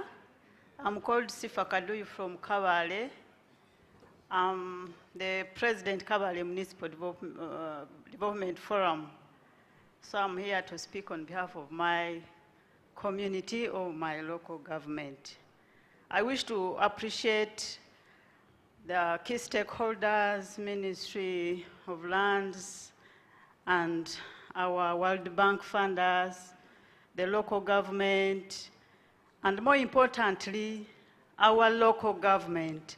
How I wish I see my town clerk. Can you please stand up for recognition? And Mayor, please, shortly, Mayor is not around. On behalf of our community, as a spokesperson for our community, I appreciate those members because they have made good use of what we received from World Bank. Asante sana. I want to hear that clap, such that when I go back, they hear me more. Please, your comment. My question. Yes. The concern that I have on behalf of our community that I wish to put forward is that the term limit for town clerks is too short. The constant changing of town clerks is affecting us more. How I wish it is revised. Thank you. And again, the vision, I wish to share with you the vision of MDF says sustainable urban development of all stakeholders is through dialogue and participation. If dialogue is respected, we shall move a bigger step. Thank you very much, members. Give the microphone back, the gentleman. Give it to you. Thank you, MC. My name is Joshua Edogu, Mayor Soroti City. I want to appreciate everyone, particularly our ministry that has invited us here. It has been very interesting. I'm mesmerized the way things are going on. However, something I want to present. I listened to the presentation from the commissioner, and I looked at the menu. It is not different from what we had with the USMID. However, I want to share something with you passionately. People of wisdom say that if you want to help a fisherman, get for the fisherman net, but not fish. I want to draw from that background. Recently, when His Excellency was in Teso, and particularly when he was in Kumi, the memorandum that was put to the president by religious leaders was praising the president for the roundabout and the roads. Roundabout and the roads. Roundabout and the roads. And this was USMID. Now, Minister, you are here, and the PS, you are here. From your menu, we would think about road equipment. Some cities have struggled just to get a grader, an old one. Then, very good. Just a grader, an old one. JAL, not Komutsu. The one from China, an old one. Then they invite the ministers. You come and we start it. Now, we want road equipment. Not just a grader. We need lorries, we need rammers, we need water boozers, and so on. Because you as a ministry, where you are felt from is about the roads and also the street lighting you people gave us. That's where we can be seen glaringly. So how I wish from that menu of infrastructure, we would simply say, let us have road equipment for every city, for every town council. Thank you you, would be Mayor. done. Thank you, Mayor. Absolutely. Thank you very much for giving me the opportunity to raise that matter. The last person who said let there be and things happened was God, if I remember well. So Yes. your wish list is long. I don't know where the resources come from. Maybe you'll debate that. I need to get the commissioners to answer, to respond. So I'm going to take, problem is that whoever picks the microphone gives a speech. Please ask a question or make a comment in a minute so that we can pick these 4 hands here. You, sir? Yeah, thank you very much. I would like to salute everybody. Please don't salute, just ask your question or make your comment. No. Please, go straight to the issue. Give me time. Thank you. You know, when you give somebody pressure, Please put your question or somebody can comment. lose. Put your question or comment. So humble yourself as I also humble myself. I am Erar Peter Abrams. I am the mayor of Kotodo Municipality. For us, our work for the 26 municipalities is here to come and clap for those that have benefited from the previous program. So, my friends, can you clap again for the group? Because from the presentation, from the look of things, we must salute the government of Uganda. We must salute World Bank for changing the face of the urban centers, for changing the face of the towns. And I can assure you, I want to add on what the mayor of Mbarara said. Without such kind of a program, I don't think that we can be moving. Now, my prayer to the Ministry of Lands, together with the World Bank, the representative of World Bank, Chizia, I request that you fasten the process for the next phase of USMID, so that us who are here to clap can now clap with a full energy, not with reserved energy. Thank you. You know, we're heading towards a political period. And I must have a very strong statement to come back.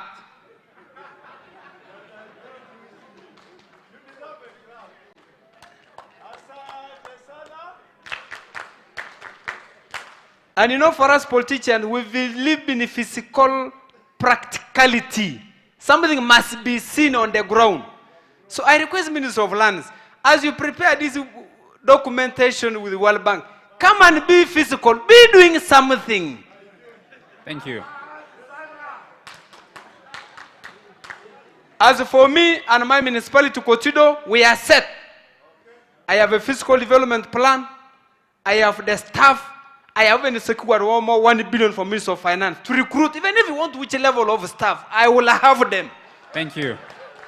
Thank you, Mr. Mayor. Now, lastly, since the Minister of Local Government is present, Honorable Minister, there is a program from our mother ministry of MATIP 3. This one for markets. Even that one has been a big song from 2021. Honorable Minister, we're heading into a political period. And that's what has been the issue. USMID market. USMID market. Now, every time we go for consultations, they say, Mayor, when is the market coming? When is the other thing of the street light coming? So, Honorable Minister, as you are going to make a statement on behalf of local government and on behalf of the Minister, kindly mention on the issue of the MATIP 3. Thank you. So that we can go home with a message that we were in Munyoyo discussing majorly 2 issues, the issue of USMID and the issue of the MATIP 3. Thank you, Mayor. The point is made. Thank you very much, my good friends. Asanteni sana, Mugumbariki. Thank you. Let me have the gentleman there. Yes. The gentleman there. I need to get responses. Keep it Okay, brief. thank you. I'll keep it short. I want to, in a special way, to ask the members to appreciate the World Bank because it's the mother of the MDFs where I belong. Please, members, you can join me, we clap for them. Because since yesterday, all the presentations focused on our success as MDF, CDFs, but our mother was the World Bank through the Slum Dwellers Federations of Uganda. I want to put forward in the Commissioner's presentation, there is an issue about effects of climate change. But as urban centers, and Mbale City, one of them, we have a cropping issue of the climate change migrants. The affected persons from Bududa and the rest are now stressing the social infrastructure in our city. So it's my prayer that in this USMID, we expand and look at that aspect as we are planning the new USMID fund. And also, Commissioner, the MDFs were at the starting point, but the Ministry of Local Government is here. We have a question, who are we? Because sometimes the technical people ask that question, Commissioner. And since the end of the USMID project, you realize some of the MDF, CDF activities have stalled at some level.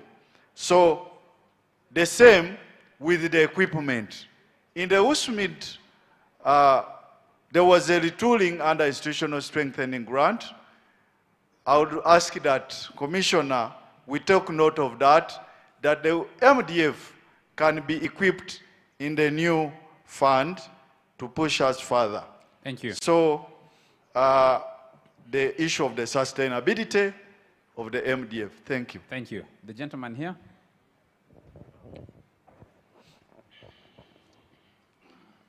Let me go straight to my questions. I observed the protocol. The first one is about the management of this USMID fund. We had difficulties getting this money from Ministry of Finance, and that was delaying the project implementation. Is there any change?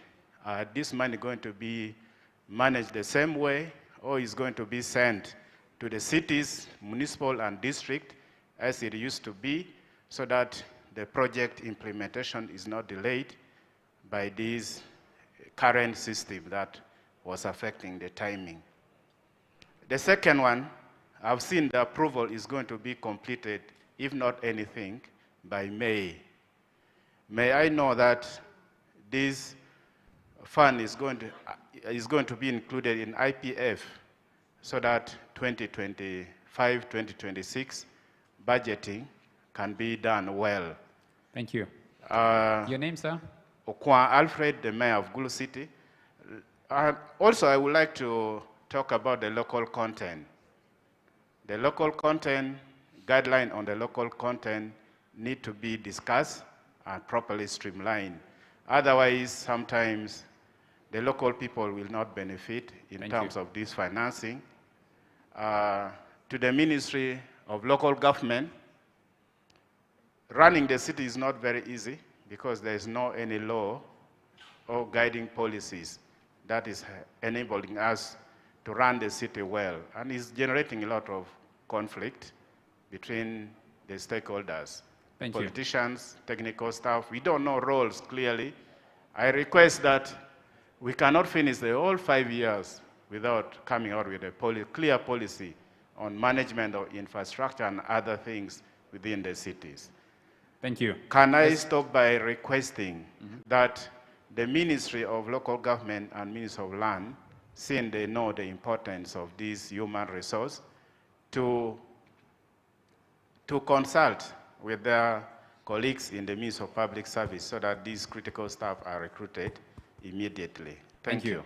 Let's have your colleague here. And there's a gentleman at the extreme end in the middle there. No, I can see new hands coming up. There's a gentleman who's been putting up his hand, then I'll come to this group here. Thank you so much, moderator. Protocol observed, a few points. Some of you, my name is Derek Muhwezi. I'm the president of the Uganda National Urban Forum.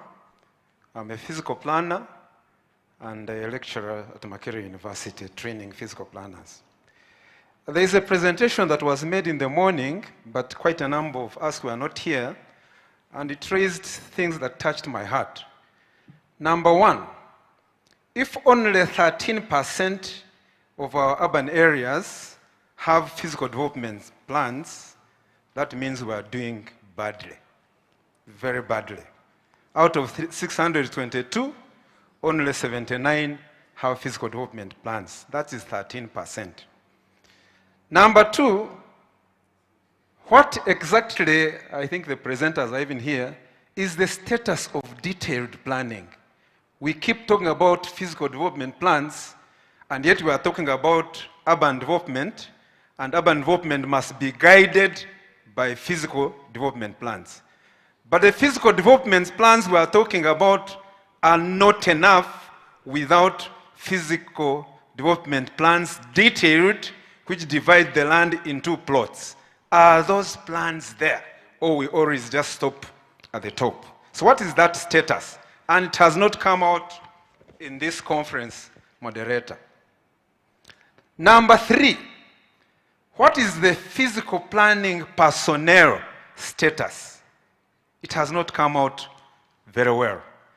In a short time I've been here, I've tried to send WhatsApp messages, and I've got the following information. Masaka City Mayor has only one physical plan. Lira City has only one physical plan. Guru City has only 160 plan. One. KCCA has 17. Fort Portal has 2. Mbarara City has 4. Jinja City has 3. And then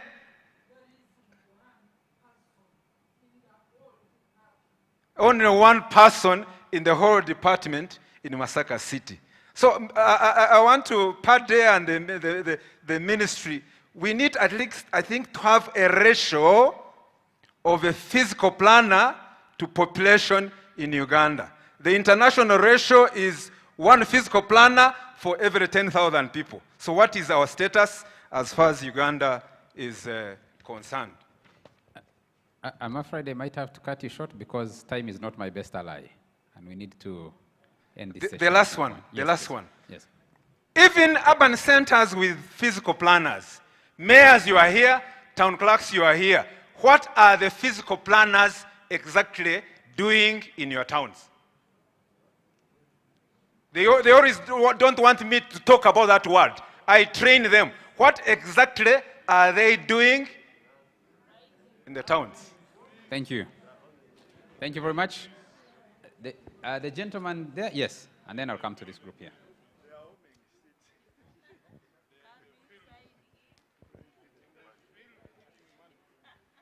I'm the physical planner. Please go ahead and keep it brief, please. Thank you. My name is Wadri Sam Nyaku. I'm the mayor of Arua City.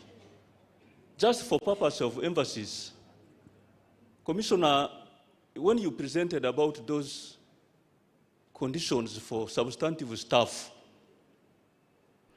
you are just suffocating local governments. You are aware that Ministry of Lands gives these conditions, but the Ministry of Public Service and the Ministry of Finance say you should not recruit. You only replace those who have died, you only replace those who have retired, and that is all. What do you want local governments and cities to do? Issue number 2. This one goes to the ministers who are in the House. Why is government not committed about the issue of handling Kavera in this country? There is a law, but that law can never be implemented. They're saying that Uganda is good at making laws, but is very sluggish at implementing. It's real. If you go to Arua City on some of those Maram roads, when you are doing some work there, you think those Kaveras were planted. When I was growing up, we used to buy sugar in paper, in khaki bags. So there were some popular people who are in government who suffocated this law on Kavera. Can you go back and tell the president to have this thing done? Thank you. Otherwise, lastly, the issue of road equipment is real. When you want us to do roads, by the way, if you know that the face of what is called government is in the local governments, but you are just doing a big disservice by not providing road equipment, especially to the cities. Thank you. I think the point has been made. That has been captured already. Thank you very much. I'll pick a lady from here, just one person. We have to bring the microphone back here. I'm afraid, I'm sorry.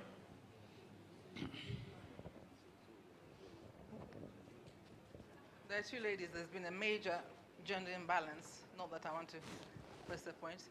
Good morning, everybody. Thank you very much for all the presentations, all protocols observed. Can you hear me? Right. You need to move the microphone closer. Yeah? Can you hear me? Yes. So, all protocols observed. Thank you very much for everybody on the presentations. I have 2 points to make. One is to address possibly, my name is Trudy Mwanga. I'm an advocate. I'm a co-founder and director of the Green Building Council Uganda, member of the World Green Building Council. And our work really is to promote environmental sustainability in the built environment. So that is our main focus area. The goal really ultimately is to transform the built environment towards low carbon, climate resilient building practices in all aspects that have to do with construction of buildings and infrastructure. So that's where we're starting. My first point really is to address the question raised by the Commissioner research this morning with regards to the return on investments and whether or not Kampala had been saturated, whether you've done too much, and whether or not it is possible to, necessary now to move outside. I have observed in some places and often that whilst we appreciate all that USMID has done, and it is important, maybe there needs to be a look at alternatives to the focus on roads and the focus on other aspects that you've been focusing on at the moment. The provision for alternative transportation or alternatives for mobility, such as walkways, cycle lanes, these are things that also need to be taken into consideration. If the facts for congestion are shocking, I think that's only shocking to anyone who hasn't been in Kampala at peak time. What is shocking, the amount of money we're actually losing. So if it's 1.5 million per day is being lost by reason of congestion, perhaps the assumptions on which we're now developing these plans for infrastructure need to be revisited and alternatives considered on the grounds of fitness for the purpose. Conceptualizations as to how cities evolve and making much more friendly, user-friendly, people-friendly, conglomerations is something which is not new and something maybe we need to now address. I think anyone who's seen kids walking from Wandegear up to Mengo, when it becomes a life and death matter, they're walking in the streets, they've got no walkways, will appreciate what the issue is there. Thank you. That's my one point. Thank you. Let me just allow one comment from Kasita, please. Kasita, the Kampala City Traders Association. And then I'll bring the microphone to the... Thank you very much, Charles. I can't have everybody comment. It's just impossible. Sorry. Please go ahead. Yeah, my name is Jemba Kanakulia Mulondo, board member of Kasita and a member of UNAF. I have 2 points to make. One has been raised, but I would like to echo that point about garbage. We all remember what happened in Chitezi, but not much emphasis has been put on the issue to do with garbage and waste management during this discussion for this conference. And I would like to hear more people trying to raise issues to do with garbage management, since it's a disaster in waiting. And hopefully we can have the same being incorporated into the bids for anyone who wishes to bid for garbage collection and management, to make sure that they show a clear roadmap for the first 2 years, what they should do or what they would be doing when it comes to management of garbage. From the orthodox way of managing it, like my brother from Hoima, the mayor, tried to raise the point of having a collection center, dumping collection center, towards validation, especially when it comes to disposables, that the bidders can show that within 2 years, this is how I'm going to manage. I'm going to be adding some value or some kind of value to some of the garbage, like the agricultural produce that is waste, like coming up with a program for fertilizers, and then for others like plastics, we are going to work with the bigger producers of plastics like Coca-Cola and other, Pepsi-Cola and others, to see how best we can manage and sensitize citizens on how to manage it, other than keep dumping it as it is for now. Then the second one. Thank you. No, I'm afraid you can't take the second one. Thank you. I'm sorry, sir. I am Mukwera Richard Ojara, the mayor of Kitgum Municipal Council and the regional coordinator of all the mayors of Greater North. I want to make the following submissions. One, I want to congratulate the government of the Republic of Uganda through the President for orchestrating development initiatives in all the urban centers of this country. In fact, it has already entered the annal of history that the President of the Republic of Uganda, Yoweri Kaguta Museveni, is one of the greatest who has enabled development trajectory in all the cities and municipalities of this country. Can you clap for him? Despite his longevity, he has done something good for our municipalities. Two, I want the Ministry of Lands to tell us the IPFs, the indicative planning figures, for all these cities and municipalities due to benefit from USMID. In all your presentations, you have been cagey. You haven't identified how much Kitgum, Kotido, Moroto, Lira will get in the next 5 years of implementation. 3, there are several projects under USMID AF that was not operationalized. Example, in Kitgum, we have a bus park project valued at over 20 billion Uganda shillings. May we know if those projects will take precedence in the operationalization of USMID 2025-2030. 3, last is Ministry of Finance has been a very disturbing entity in the last 5 years, sweeping and resweeping our money and delaying to revert those monies. And those have significantly caused financial losses to many entities in this country. I am asking the Permanent Secretary, Minister of Lands, I am asking authoritatively the ministers of land who are here to have a more tight grip on this USMID. You own this project.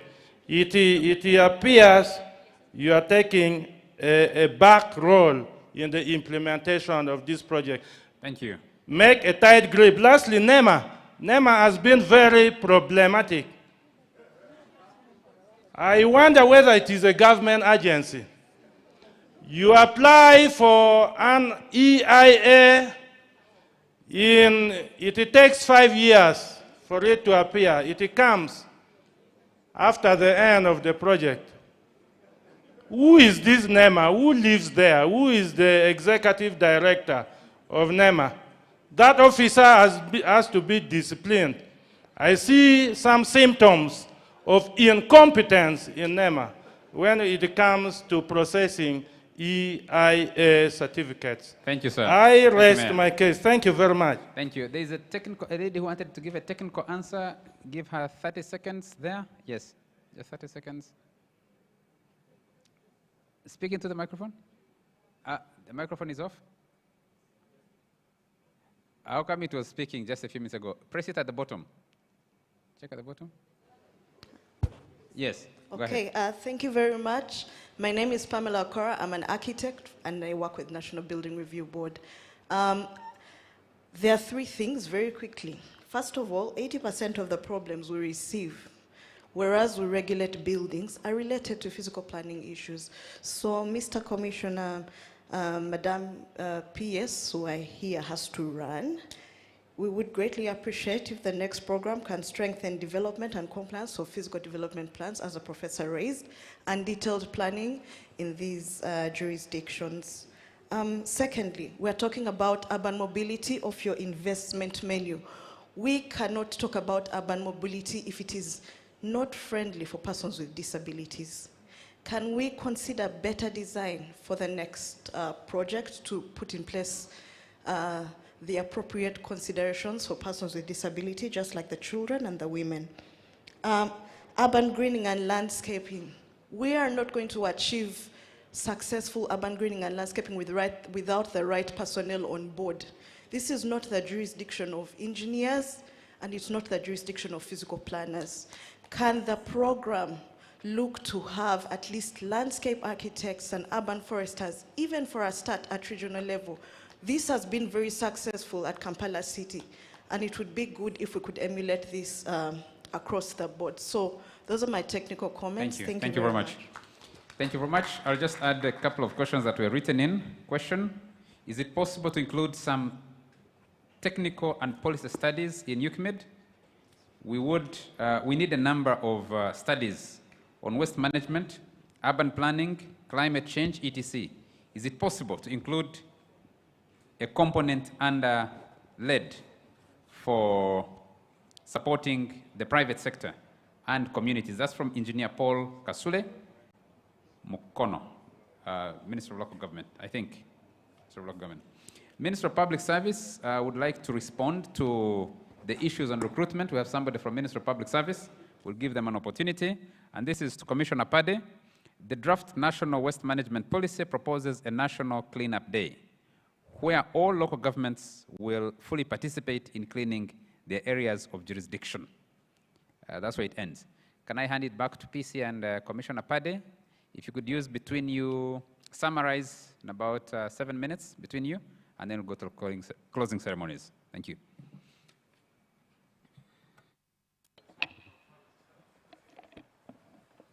Yeah, there's someone from public service who will speak, I think, after the... Okay. The minister guides that the person from public service makes the comment now, and then the commissioners will speak to us. Commissioner PC. Public service? Where? Yes, sir. Please come up.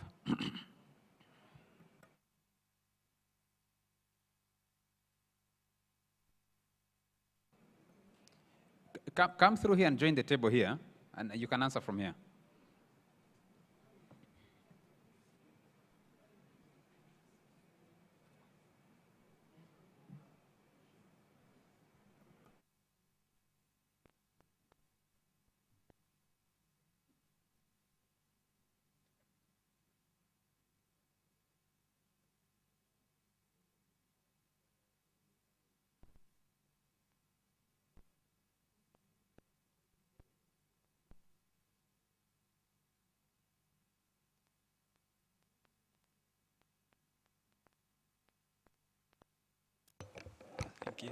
Hello. Thank you so much for this opportunity to speak. My name is Bigira Ntegeka, and I'm representing the Commissioner of Management Services from the Ministry of Public Service. I would like to address the issue of the ban on recruitment. As we are all aware, we have been doing the rationalization of government entities, and we have been doing the RAPEX reform for the past couple of financial years. And therefore, we had a ban on recruitment because there were some processes that needed to go on. For example, we needed to audit the payrolls to ensure that there are no ghost workers. And we wanted to recruit staff from within these entities, which were being merged and rationalized, to make sure we did not lose any employees. However, I would like to inform you that RAPEX is coming to an end very soon. And therefore, there will be an official communication from the Permanent Secretary giving us the next steps. However, if you have this requirement to have all your staff positions filled before you can get approval, you can write on a case-by-case basis to the ministry. We have taken it into consideration that you will be required to have all positions filled, so that is a special circumstance that can be responded to on a case-by-case basis. However, you should also note that the current wage that you have should be able to pay for all this stuff that you're going to recruit. Because if you require more wage to be given from Ministry of Finance, it may become tricky for you. However, if you have the wage within your entity to pay for that, it is very okay for you to write, and we shall handle that on a case-by-case basis. Thank you.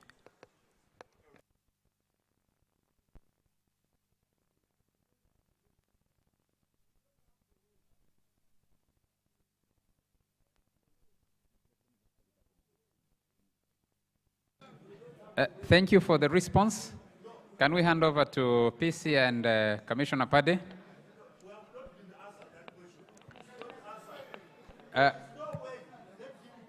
You're all part of government. Most of the people seated here, you know how you communicate and get your information. We'll not resolve that through a debate here. Please.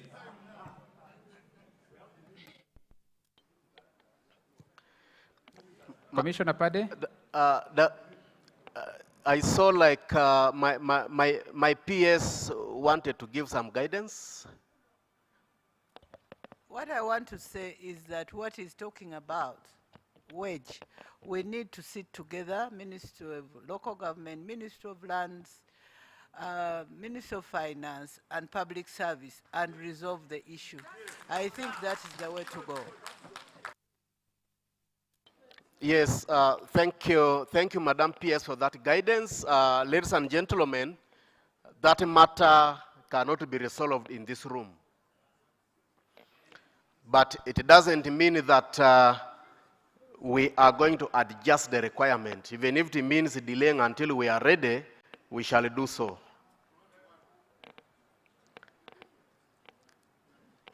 Yes, so that's the position. We can't resolve it here, but it will be handled. It will be handled. A lot of observations have been made. We shall not be able to respond to all. Some of them are actually to help us improve the planning process. And also for your information, this new program is a work in progress. It's a work in progress. To respond to the Mayor Kitgum, we do not have the IPFs now because the preparatory process on. You saw the schedule of activities. We are still in the kitchen. So there's no food to be served now, but the food is coming. I hope that's clear. So don't expect to taste the soup because the cooking is still on. But rest be assured, the preparatory process is on.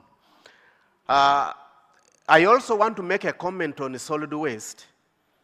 What we also need to have in mind is that under this program, there are some specific areas that can be handled. Things to do with the social issues, the software, like my friend Titus brought in. Otherwise, we are also working together with the World Bank to have another specific program that will tackle the other aspects of solid waste. So we need to have that in mind. Solid waste is a priority here, but we shall not be able to do everything to do with the solid waste. There are some specific areas that will be handled through another arrangement that we are managing with the World Bank. The issue of sweeping, you know, we are implementing this program using Government of Uganda processes.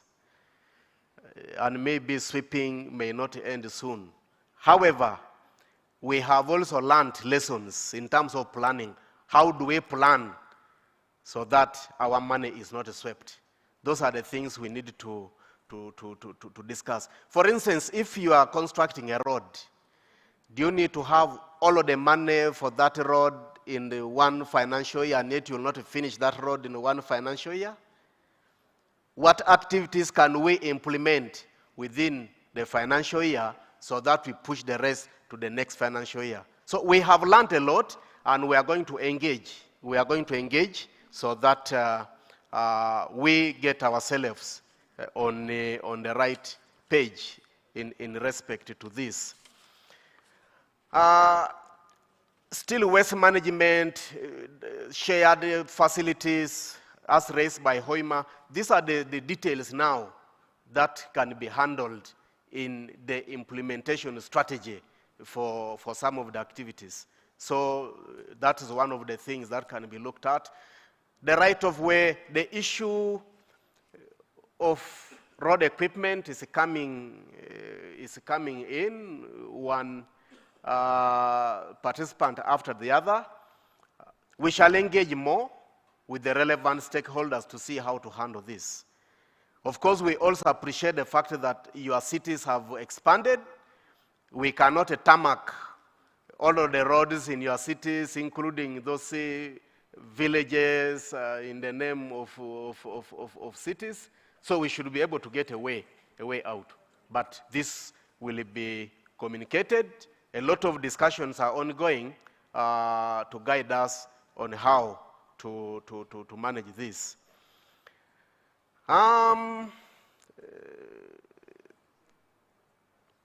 The staff have delivered, that is okay. The issue of IPFs also, and then expediting the program, yes, we shall expedite. But what we can also inform you is that in this project, there may be a difference between the approval time and then effectiveness. So we also need to have that in mind. But what we can assure you is that a lot of work is ongoing, a lot of planning work, a number of studies, and I'm sure our consultants sent by the World Bank have reached a number of you. We actually sent them, and they are on the ground working with you to prepare the program. So let's handle these things one stage after the other. A number of these are really observations, and maybe we cannot respond to each and everything. Kotido said, you need to be seen on the ground. Actually, we are already on the ground. Maybe we have not yet reached Kotido, but I can assure you we are coming. We are coming. We have already engaged with a number of you, and we are on our way to Kotido and many others.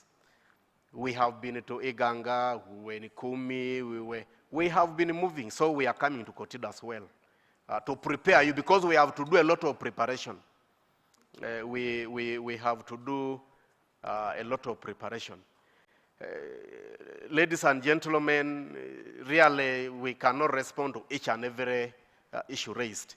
The PC can make a comment on some of them. As we continue engaging with you, the engagement is not closing here, it's not ending here. This work in progress. Thank you. Thank you very much, Commissioner. I think the Commissioner has addressed everything. I won't say much, but to thank him for the presentation. Let me just say that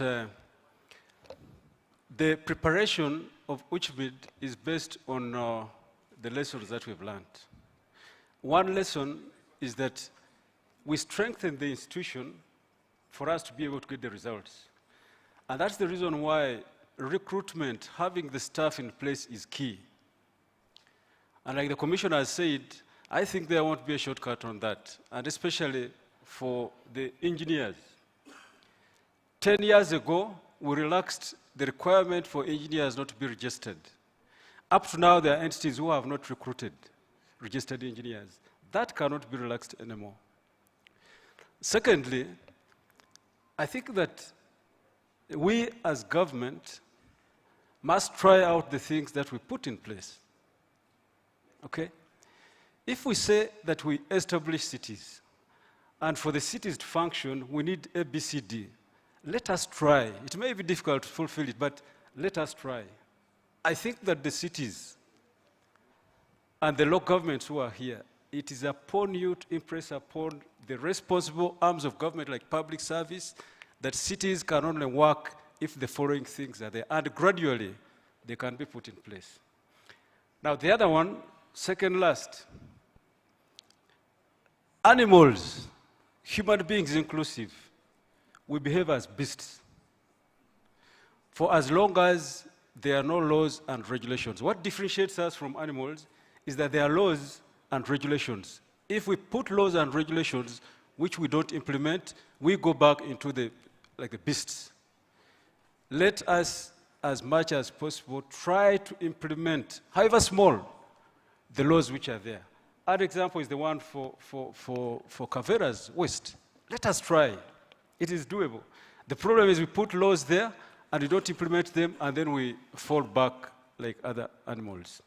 Now the last one, there is a fear from the entities, especially the new ones coming on, that the conditions are very hard and therefore some may be eliminated. We have a program to disseminate in detail the requirements, the things that you must do before we get our project running. So to allay your fears, all of you, I think we were in Kumi the other day and we were in a room where everybody froze. After giving them the conditions for coming on, they thought, oh my God, we are completely finished. We have a program to go through all the entities to prepare them. And I can tell you, for as long as you agree that gradually you can meet the requirements, you will meet the requirements before the World Bank perhaps agrees to give money to government. So let's try as much as possible to have all these things done, but gradually. Lastly, on solid waste, a lot has been said. We need to enforce the regulations, but I think that plastic wastes should stop being called wastes anymore, in my view. Plastics, I think most of the plastics are now recyclable. Why don't we change our behavior on how to deal with these plastics? We can convert them into something that is workable, but it's about changing our behavior, and this can be done. We've seen elsewhere. If you have seen on the roads, there are people who are searching for plastics thrown on the road. Why should they go and search for them? It's simply because somebody has thrown them there. These people can pick them in homes. So I think on the plastics, I think what we need to do more is behavior change, especially at our individual level. Otherwise, thank you very much. Can you give a big round of applause? Yes, moderator, just the last one. There was the issue to do with the technical studies. Yes, this is possible. It is one of the areas that can be supported, especially at the central level, to enable us to support the local entities. So this is possible, and it can be done. It will actually be done. Thank you.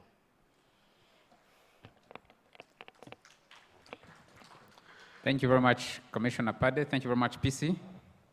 Thank you very much from the Minister of Public Service.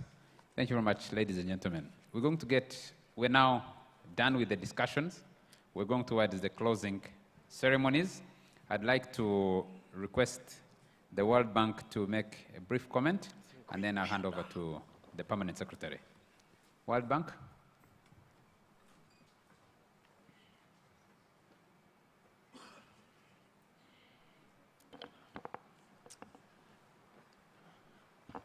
Thank you, Honorable Ministers.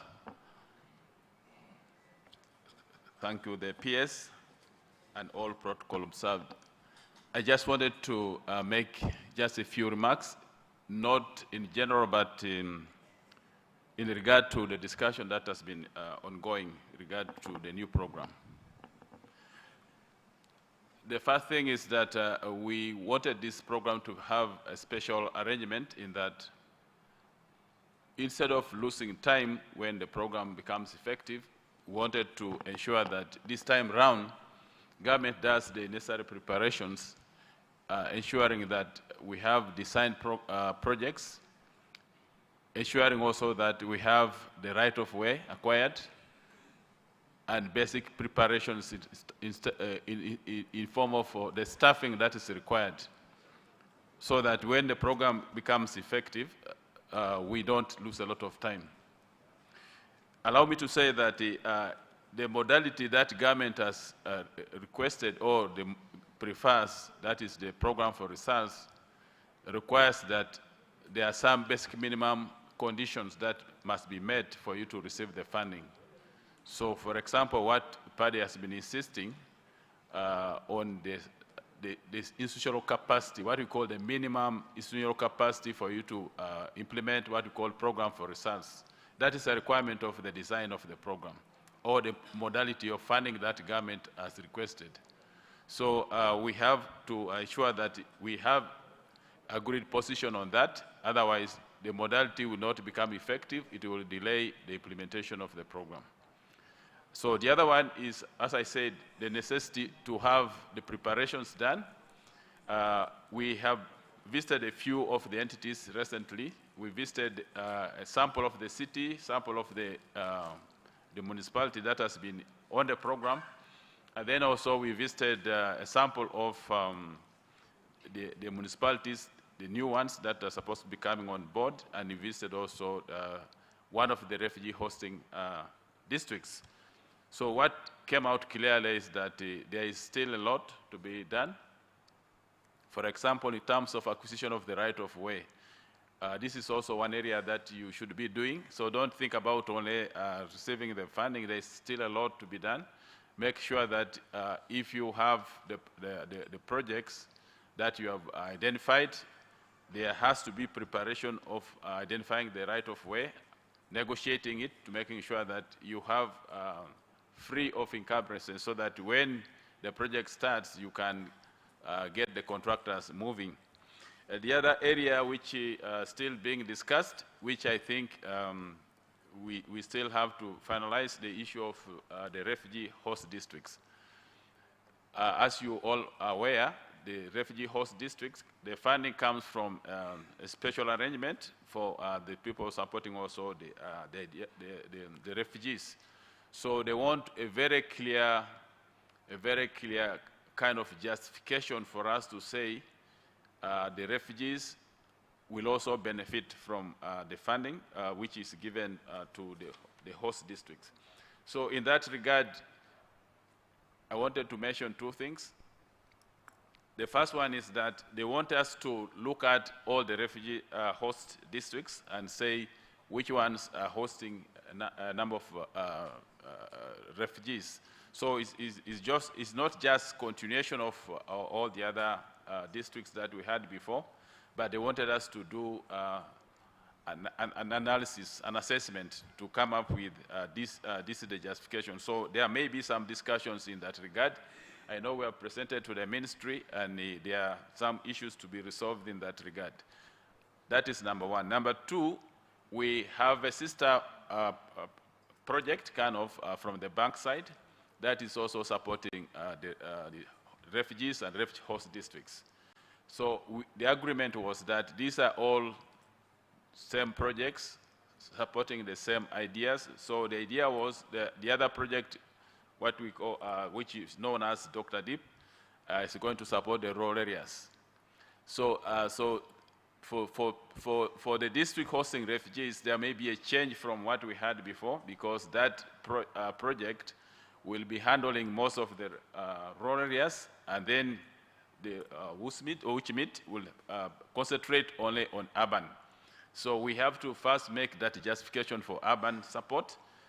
So we are still discussing with the people providing funding for the refugees or refugee host districts. So we still to make a justification for urban areas to make sure that we have refugee settlements which are near the urban areas, and we have most of these also refugees coming to urban areas, and they need services, they need jobs, they need the economic livelihoods.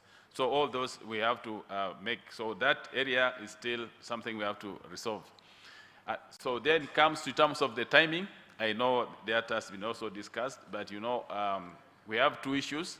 One, from the experience we have had from the bank, the time the bank approves the project, we have always lost a lot of time. So we hope that this time around it may be something different. That's why we have a discussion with the government on that, because for example, the Greater Kampala metropolitan area, we lost 18 months from the time the bank approved the project to the time we started the implementation, 18 months. Okay, previously USMID has had maybe like 6 months. So we still need to resolve the timing based on the approvals from the bank, but also approvals from government. So those are the things that need to be resolved before we can actually be clear about the indicative planning figures. But in terms of the thinking, we believe that you may be able to get, if all goes well, may be able to get maybe some indicative figures for only half of the next budget, that is from January 2026 up to probably June. That is assuming things go well.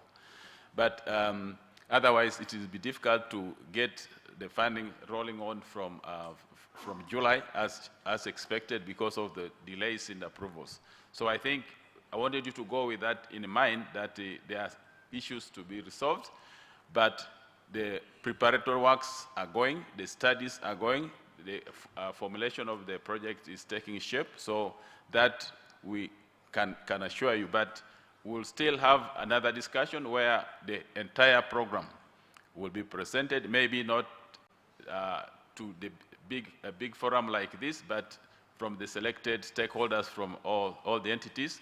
We'll still have to discuss this and go through even what we call the assessment tool, which most of you know is the basis for you to receive the funding. And then the other one, which probably wanted to clarify, is that under the program for research, funding is not given directed to the projects. It's given to what we call the disbursement linked indicators. When you meet those, you get the money, then you can now use that money to be able to do what has been agreed in a menu. So that has to be very clearly understood, because some people think the money is given directly to specific projects, and we have some kind of misunderstanding in that regard. So I think all those discussions will be taken with government in the coming month, and you should be able to finalize and be able to get a very clear picture in the next few weeks or few months, depending on how fast we can resolve these issues. So I thought I should be able to clarify on this. And maybe the last one is on the solid waste. As Pade has explained, under the P4R or Program for Research, there are some investments that are considered high risks, which may not be implemented under that modality. So those investments have been reserved. If we need to do them, then we have to use a different modality, which is the investment project financing, which we normally call IPF. So for that, we, for example, if you are thinking about landfills, that one will have to go through that IPF, but not the P4R, which we are trying to use, or which government is preferring right now. So maybe when you are thinking about regional landfills, it may not be under this P4R, but can come as a separate arrangement with the government. I think Paddy already explained that. So I think I'll stop here. If there are any questions, we can be able to answer. Thank you. Yeah. Thank you very much, World Bank.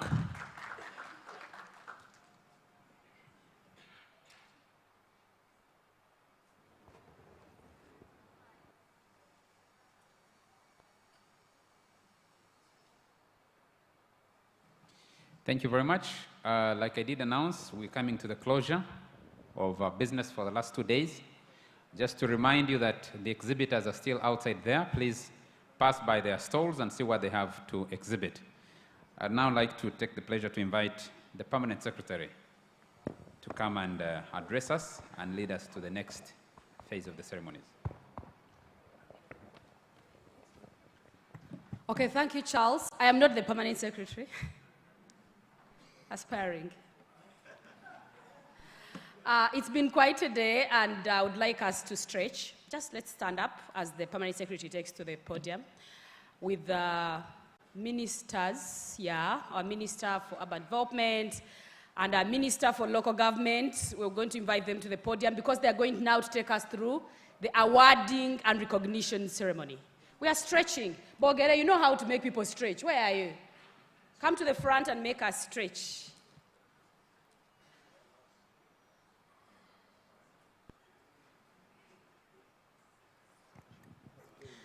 You're going to be, do you need the microphone stretch? You just need your limbs.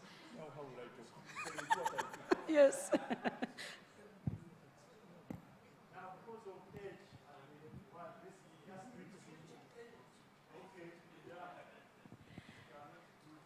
As we stretch, the Minister of Local Government will be taking to the podium, and our Minister for Urban Development will be taking to the podium as he's stretching.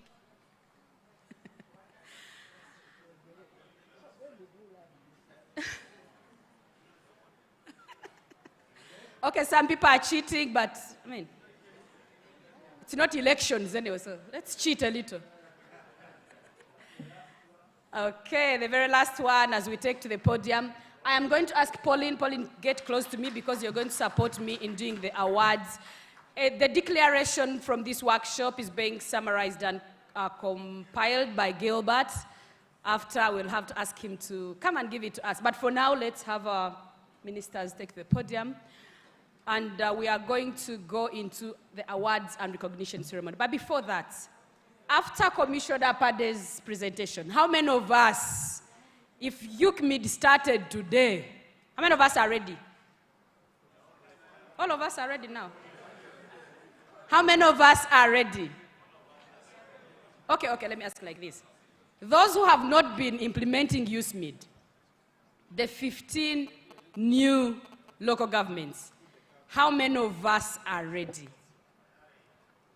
1, 2, 3, 4, those two arms are from one place. 1, 2, 3, 4, 5, 6, 7. Commissioner Pade, you have 7 local governments that are going to commence in the first year. Can we clap our hands? Oh, it's quite a good number. Those who are already implementing, the 12 municipalities, 11 now, right? Minus Entebbe. How many of us are ready if we started today? Because we are starting on 1st July now. Municipalities. So, Madam Florence, your hand is down. Municipalities are all ready. How many of the 10 cities, okay, now 11, Tororo, are ready if we started today? I think everyone is ready, Madam Permanent Secretary. We can start the program on 1st July, right? Okay, we can do the Asante Sana, and then I'll call on the PS to do this.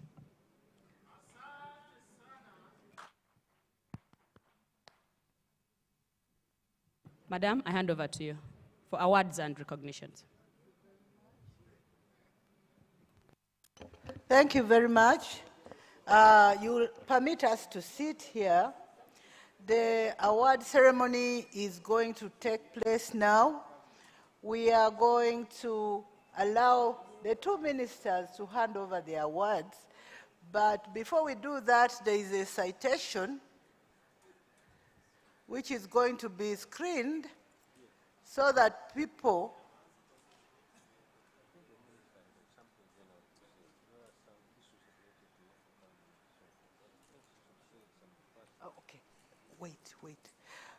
the Honorable Minister of Minister of State for Local Government had some issues raised, and she wants to respond to some before we go to the ceremony.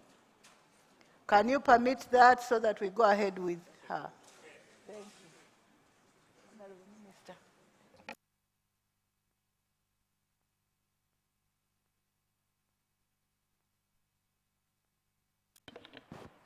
Okay. Thank you very much. This gentleman is very tricky. He asked me, do you have something to say? I said, no. Say something, because there were issues raised. I just want to thank you because you really know what you want. And if you don't know what you want, then you don't know where to go. I wanted to clarify that the road equipment is under the mandate and responsibility of the Ministry of Works and Transport. They have already worked out and supplied to the 16 newly created districts. And now they are embarking already in the process of procuring road equipment to our cities. We are following up as your mother ministry, and we know soon you will get. As we are already following up for the vehicles of the chairpersons and the mayors, which are already under procurement also. I had people murmuring a lot and resisting the statement which the Commissioner from Public Service said, Commissioner Bigirwa. That is the exact statement and truth. We informed you, and the Ministry of Public Service informed all of us that if you have the wage bill, please forward your request as an individual entity to the Ministry of Public Service to handle. We even requested the Ministry of Works and Transport to loosen on the strictness of the engineers being registered. Now you can have your engineers recruited as they process their registration. Then on the issue of transfers of town clerks, there are various reasons. We can't generalize. There are reasons why we transfer town clerks. Others are out of your complaints of the district executive committees on their performance and discipline. So we try them on the final chance. We transfer them with a warning to go and improve And if they fail, you have had dismissals, you have had interdictions. So as the mother ministry mandated to discipline, shape, and mentor, we can't avoid such decisions. Kotido municipality is saying, I have land, I have a title, but they have told you it's not only the title, which is a sole requirement. So you wait, you will be questioned, you will answer, and if all the questions are answered positively, then you can be considered. Mayor Hoima rose a very pertinent issue. I've been to Hoima, even when I was in human rights. Chikube and Kyangwali districts have the highest number of refugees in this country. So I also beg that we include them on the list of the beneficiary districts because it's a reality. There is a high number of refugees there. Roads equipment I have finished. I think those were the key ones that I also wanted to add my voice to. So I encourage you to fill the vacant posts. I encourage you, some are let down by your district service commissions, some have corrupt tendencies of deliberately withholding the advertisements for the key positions and keeping people in acting positions. Please report to us any encumbrances you are going through. The road is smooth. Thank you. Thank you, Honorable Minister. Can we go to the citations? Thank you. The team, please play for us the introductory part. There's no voice.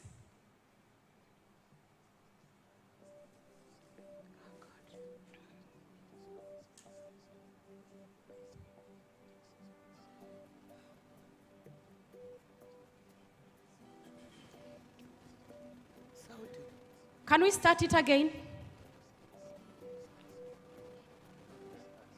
The sound, Bruce? The sound is not there.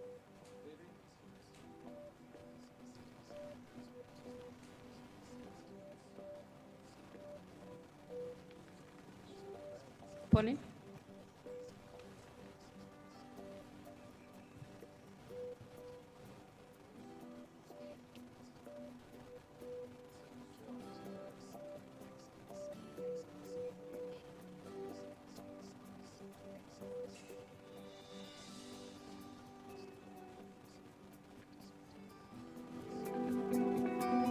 Let's start it afresh, Bruce, please. Thank you. She has started, but technical issues. As they are sorting out the sound, please, delegates, make sure you do not leave Munyoyo without being given your facilitation back home. Some of you got some part of it or all of it yesterday, but the payments are going to still be going on right now in the same room.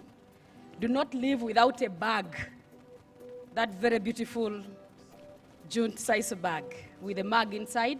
If you don't have it, you deserve to have one. And the one who took a colleague's bag, please, the notebook. He still wants his notebook. Thank you. Bruce, can you put the volume high and we go?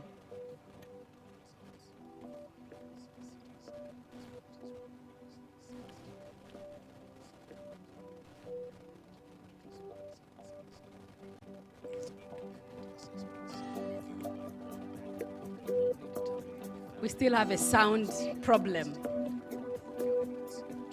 Sorry? You're reading. Yeah, but the following slides must have voice.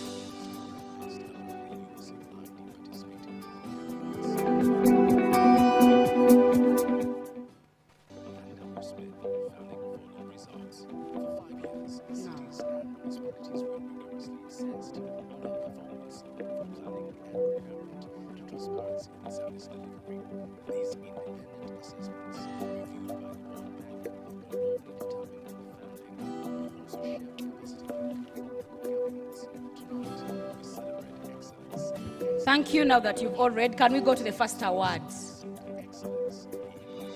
Thank you.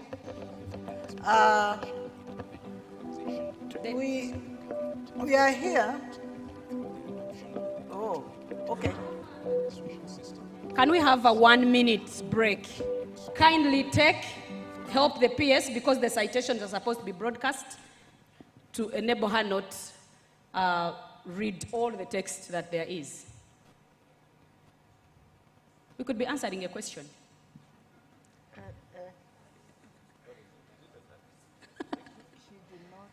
The tech team, please do us a favor.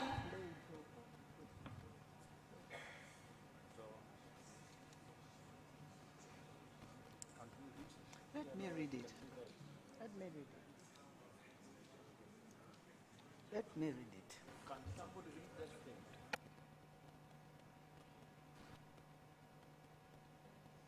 thing? Thank you. Thank you.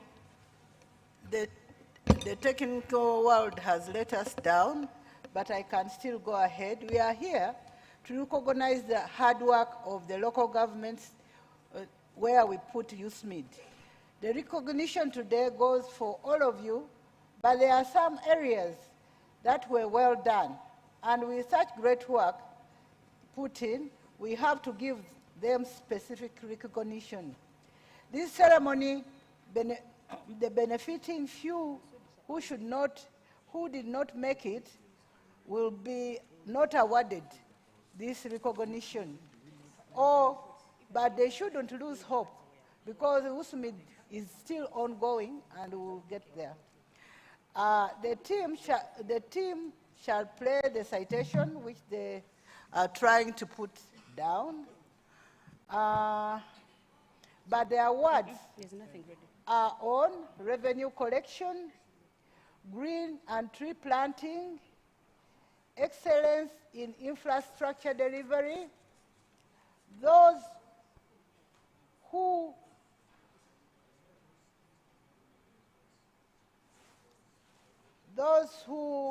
were doing the work in time, creating employment opportunities, care for the environment, and they were having great scores in both institutional strengthening and infrastructure performance.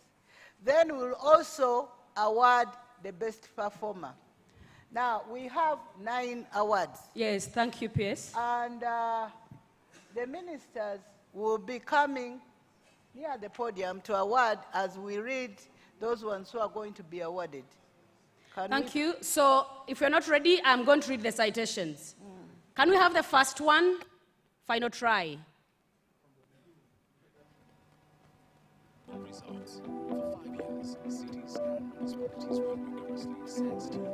Okay, we are going to read them. The first award.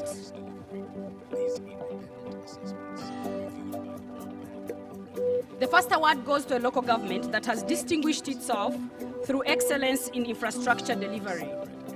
Over 5 years of USMID implementation, IT, can you help me put that off?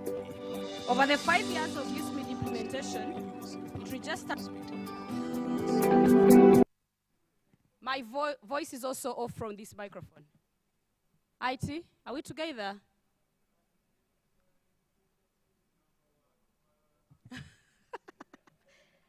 Over the 5 years of USMID, it registered only 1 grievance, a rare testament to its readiness, community engagement, and smooth project execution. Even more impressive, it achieved cost savings that enabled an expanded scope of civil works, completing 7.03 kilometers of 2-lane equivalent roads on time and to standard.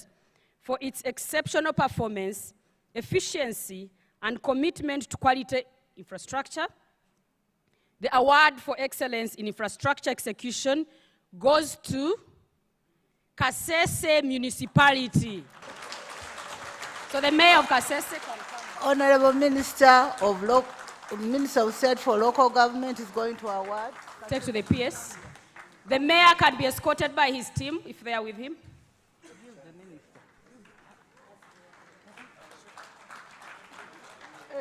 Camera moments, news.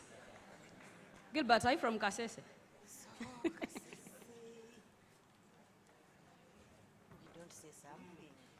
There's no mobile mic. But we are covering the PS. No, it's okay. It's okay. It's for you. The picture is for you and them. I don't say something. Just You say thank you for the performance. Bring the microphone.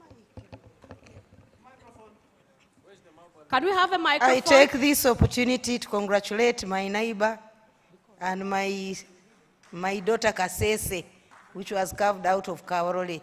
I've been to Kasese a number of times to solve problems, but they really deserve this award. I thank you very much, and I thank the legacy of the former mayor, the now Minister of State for ICT, Mr. Kabyanga. He left a very good seed, which you have kept and even made best. Thank you. Thank you, Kasese. A bigger applause for Kasese. They are one of the new 8 municipalities. Yeah, okay. Picture with the ministers.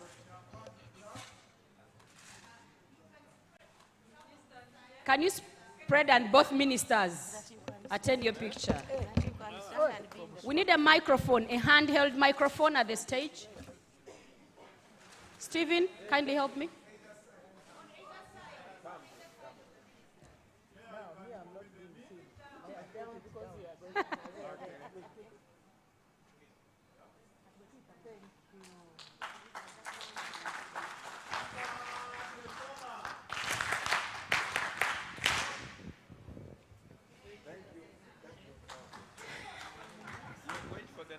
The second award for its bold leadership in revenue mobilization, this local government stands out. Through the adoption of IRAS, it has grown its own source revenue from 2.67 billion in 1920 to an impressive 8.2 billion by the end of 23-24, collecting a total of 25.9 billion over this period. Beyond the numbers, it has invested in its collections wisely, including the purchase of road maintenance equipment to improve service delivery, a shining example of resource stewardship and innovation in local revenue enhancement. The award for excellence in revenue mobilization goes to Mbarara City.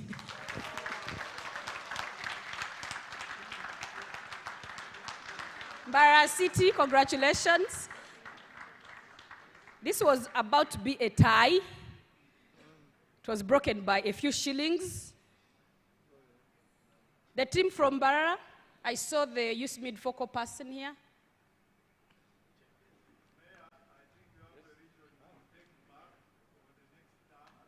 Hey, I remain as a mayor.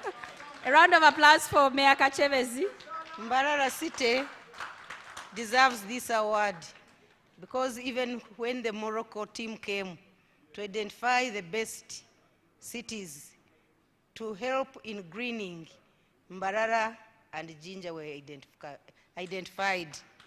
So soon they will get that bonus. Congratulations. I'm higher for better results. Thank you, Mbarara. Thank you so much. Now you shake the hand of the minister. Thank you. The third award You stand here and we take a photo of standing. It's okay. is for a local government that stands tall for fostering peaceful coexistence between refugees and the host communities, delivering 88 kilometers of community roads, markets, resource centers, a stadium, and a tax park. It's also led the way in land security, becoming the first under the program to complete all civil works and distribute 801 freehold land titles to beneficiaries. For setting the pace in infrastructure delivery and land titling, the award goes to Kamwenge District. Annette, congratulations. Please come to the front with your chairperson, C5, your cow. The whole team, please come. Congratulations, Kamwenge.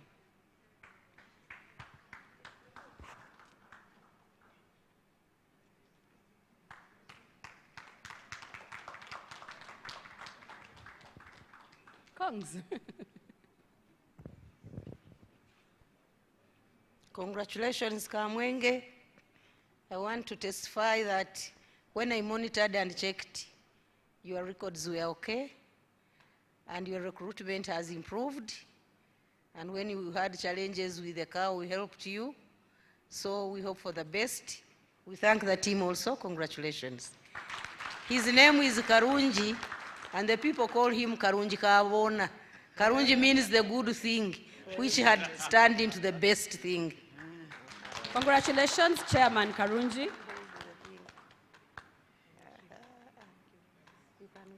And the other award goes to a local government that turned infrastructure development into a powerful tool for job creation, employing 1,073 people during the construction of 9.5 kilometers of roads, the highest under the program. These jobs boosted household incomes and livelihoods, with the completed projects continuing to create employment opportunities. For using infrastructure to transform lives and empower communities, the award goes to Masaka City.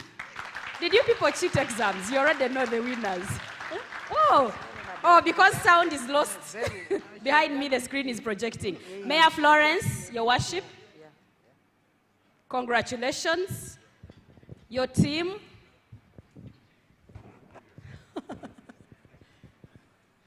Congratulations, Masaka City. So there are more jobs in Masaka than now. We may need to shift and look for jobs there.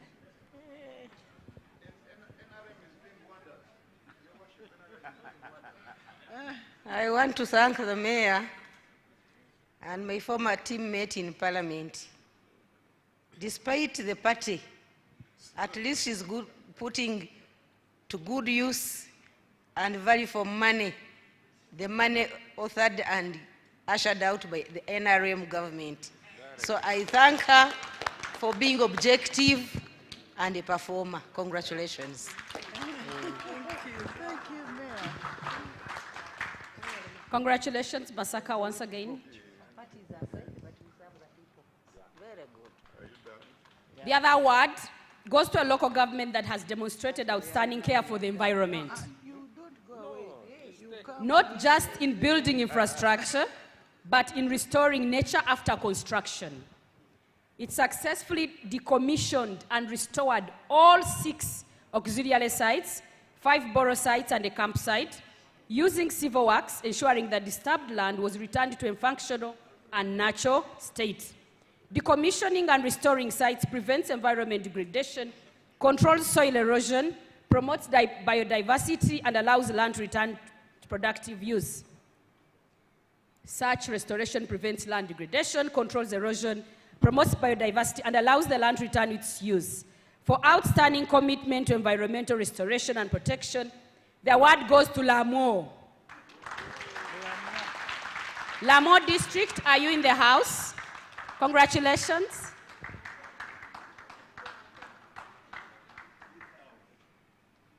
Congratulations, Lamo. You did well.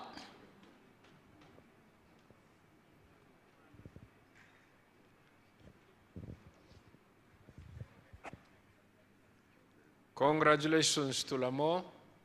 Keep our environment safe. Thank you. Now you put it down there. Congratulations, Lamo.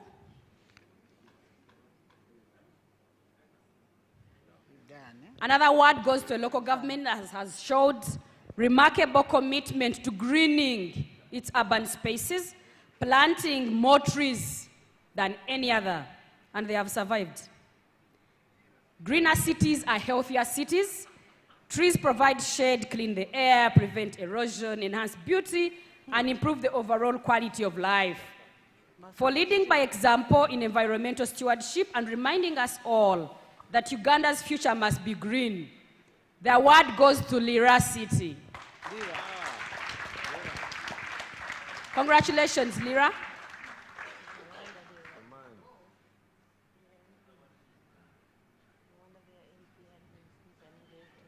The team from Lira. Congratulations. Come this side. Lira planted more trees than all of us in our other local governments. We need to benchmark. Greening is the way to go. if you want to make your environment livable and sustainable. We congratulate Lira for leading that effort. Thank you. Thank you. Thank you.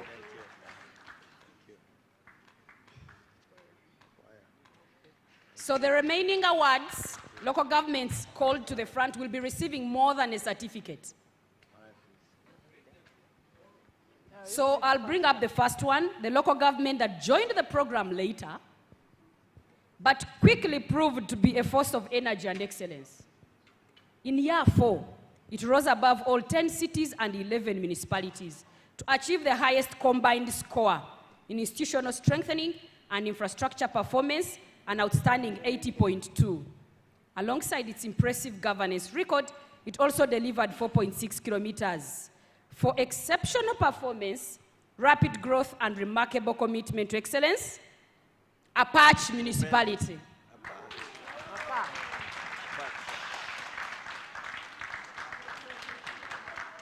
Congratulations, Apache.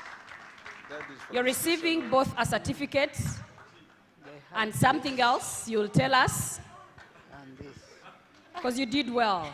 Maybe Minister holds this.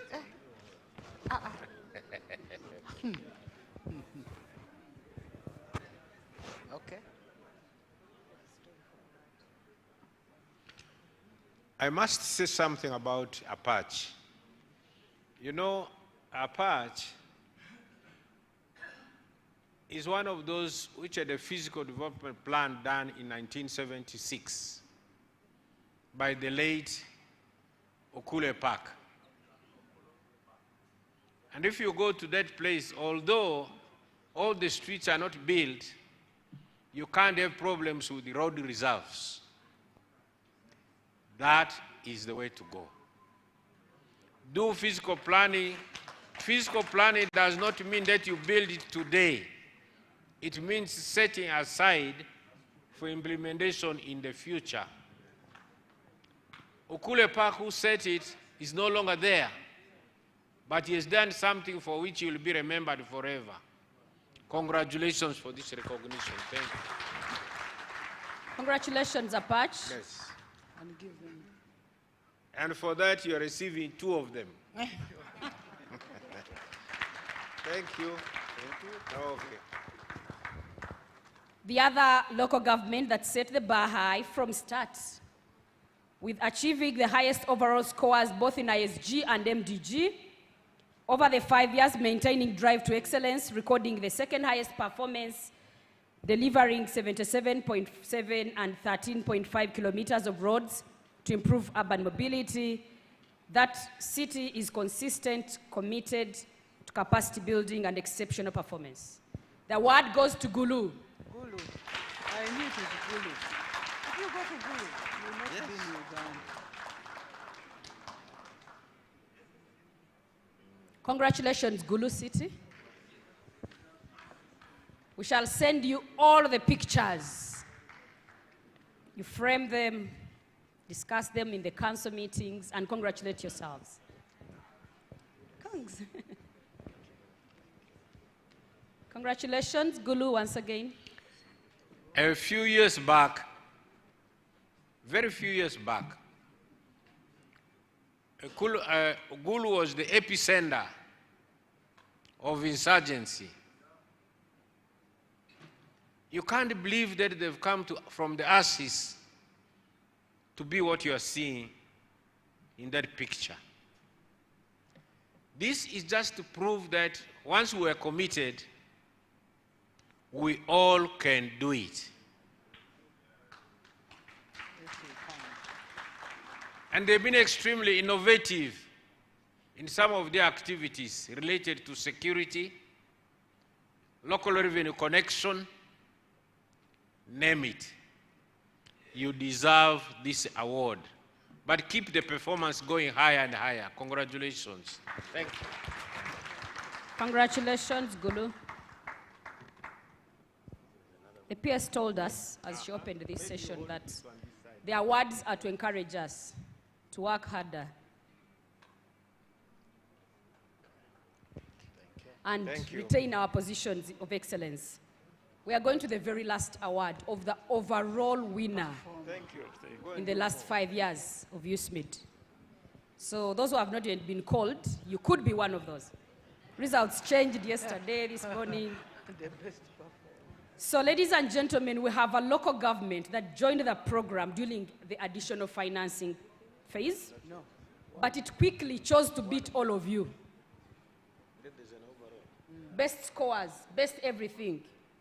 It consistently led in both ISG, scoring 79.4 in year 2, 83.5 in year 3, and an outstanding 86.7 in year 5.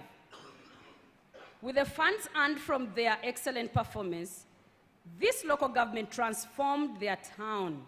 They built 8.8 kilometers of roads, a tax park, a market, stalls, and a mayor's garden. They already know themselves. So for unmatched consistency, dedication, and results that inspire all of us, a standing ovation for Mubende. Which one? Mubende. And for Mubende, they have more awards. Let's all stand up for them. The mayor is going to sign on that very big picture, and he will be allowed to say something through you, Madam PS. Come. You hold it.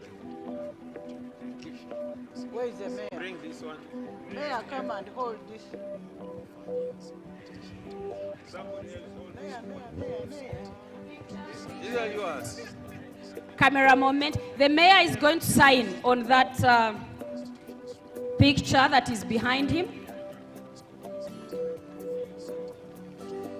His signature and the date.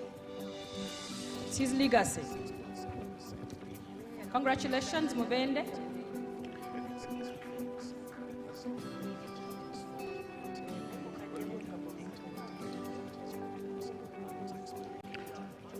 Once again, this is a classic achievement. They came later, but from the citation you had, they were able to do so much in a short time and finished all their projects in time. This is not to condemn anybody who got this later, earlier, and even up to now, failed to finish. But it's just a reminder that you go back and audit your works and find out why, for so long, you are unable to finish when somebody in so short a time could finish. I congratulate you, Mubende, for making us proud that we can once again. Congratulations to all of you.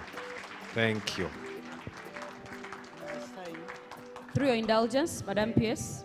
My colleague would like to say something before you go. Ladies and gentlemen, the English saying goes, if you can't win them, join them. The country is emphasizing cohesion, so let's go back and clean all the cliquism that is disabling us.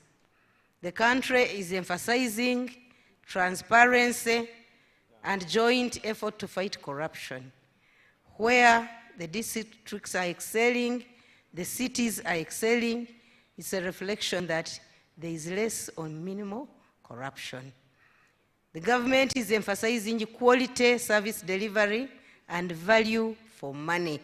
So these people who have excelled have done that. And finally, government is emphasizing patriotism. No one will love Uganda more than you. No one will love your city more than you. So if you put it ahead of everything and jointly work hard and supervise the works, the results are these we are seeing. Congratulations, Mubende. We are going to emulate and reach you. Now, before the mayor sits down, since he's the overall, let him say something. What made him to do so special and so quickly? In a very short 1 minute. Thank you. Thank you very much. Honorable ministers, Permanent Secretary, the organizers of this engagement. On my behalf and on behalf of the entire Mbende municipality, allow me to take this singular honor to appreciate His Excellency the President, the Cabinet, the Parliament, for having thought this approach to improve on the infrastructures of our towns. We are indeed very grateful. I thank Ministry of Lands for tireless effort in enabling us become the winner of this concluding phase. We are indeed very grateful. Ministers who are here, I want to assure you, Minister of Lands and Urban Development have done us a great job. They are visiting us, they are mentoring us from time to time. I'd like to thank my entire team of the technical and the political for the cooperation we have exhibited since we were enrolled on this program. We could not fail because most of the works were in the Doctor of Engineering and I'm a civil engineer, so there were no tricks. You had to prove that what you are doing, and most of the contractors who are being brought in Mbende were complaining of the mayor, not because I'm bad, but I was assertive and insisting on what I want. These beautiful engineers you send my technical team, sometimes they leave office midnight. This is what we call commitment. My MDF team, Mr. Sanyo, you see there, engaging public engagement is so beautiful. And this has resulted at least more than 5 municipalities have visited us to come and benchmark on how he's doing the work of MDF public engagement. This has been a result of good work. I'd like to thank those I benchmarked. I benchmarked Gulu and Mbarara. And funny enough, when I was leaving, I said, please, say bye-bye to this first place. I'm going to take it. And I meant it. Since I visited them, they've never touched it. I was telling them that I've not come here to fool around and spend money. I've come to learn. They were doing well, and the council decided to visit them. We benchmarked quite a lot of good practices. We snatched them from them, and we did a great job. We didn't stop there. I went to Fort Portal. We found our own son, Chiwanuka, in Fort Portal municipality. We told him, can you come back home? You're a very good economic planner there. We snatched, we brought him back home. And he did a great job. But there are some colleagues who are here. Town Clerk Kateba, you are part of the success story. Town Clerk Chiseka, you are part of the story. How I wish you come here and you share, because you are once working in Mubende and you are doing a great job.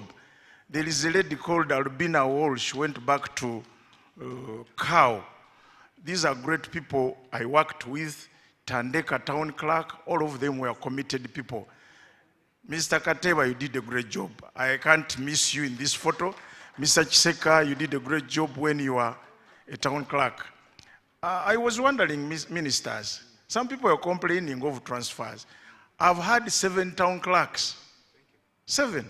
And we've never complained, we've never gone to PS. We just say, we are taking this one, bring. We say, come and work. But at the moment, 8 years. But when you come to Mbende, you have to follow our ideas and cultures. We have made a brand, we have made a legacy, you have to follow it up. And I thank all town clerks who have worked with us. They have really fulfilled this. I promise that in this coming phase, nobody is going to joke with us. We shall retain this brand. I thank you so much. And we are really privileged for being nominated the best performing municipality. Thank you very much. Thank you. Your Worship, you have a marker in your hands. You're going to sign on that portrait, and it will be hung in your offices.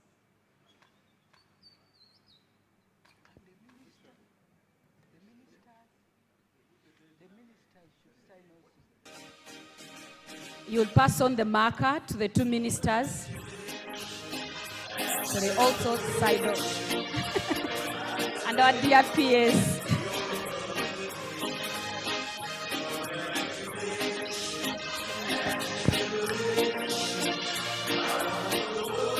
The marker has a problem. Okay, let's do that after.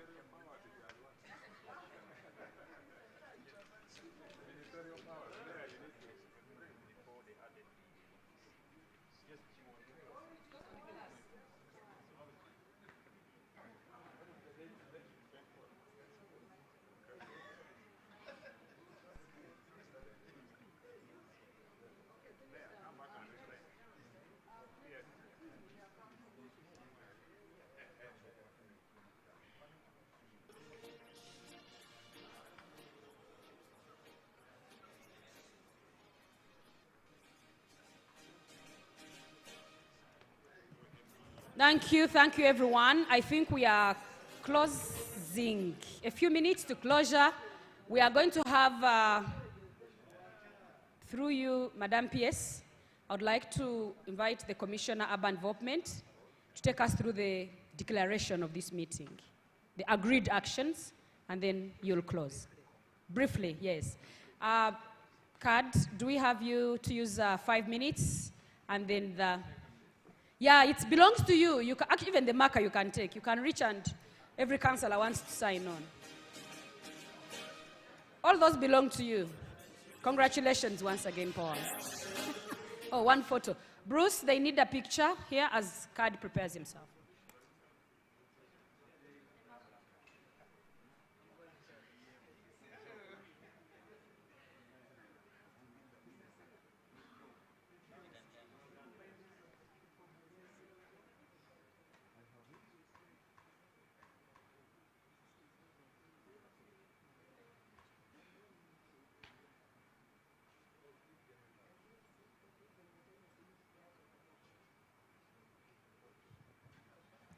I think a win looks beautiful on you, Mubende. You may need to win again.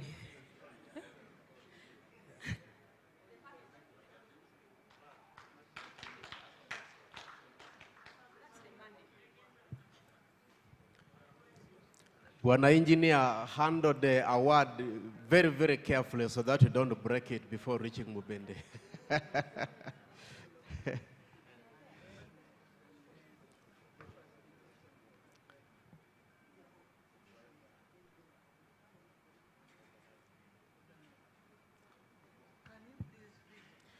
Yes, thank you, Madam PS, the chair of the session.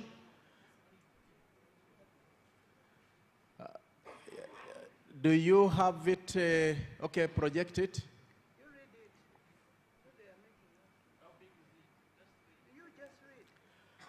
Yes, thank you, Chair.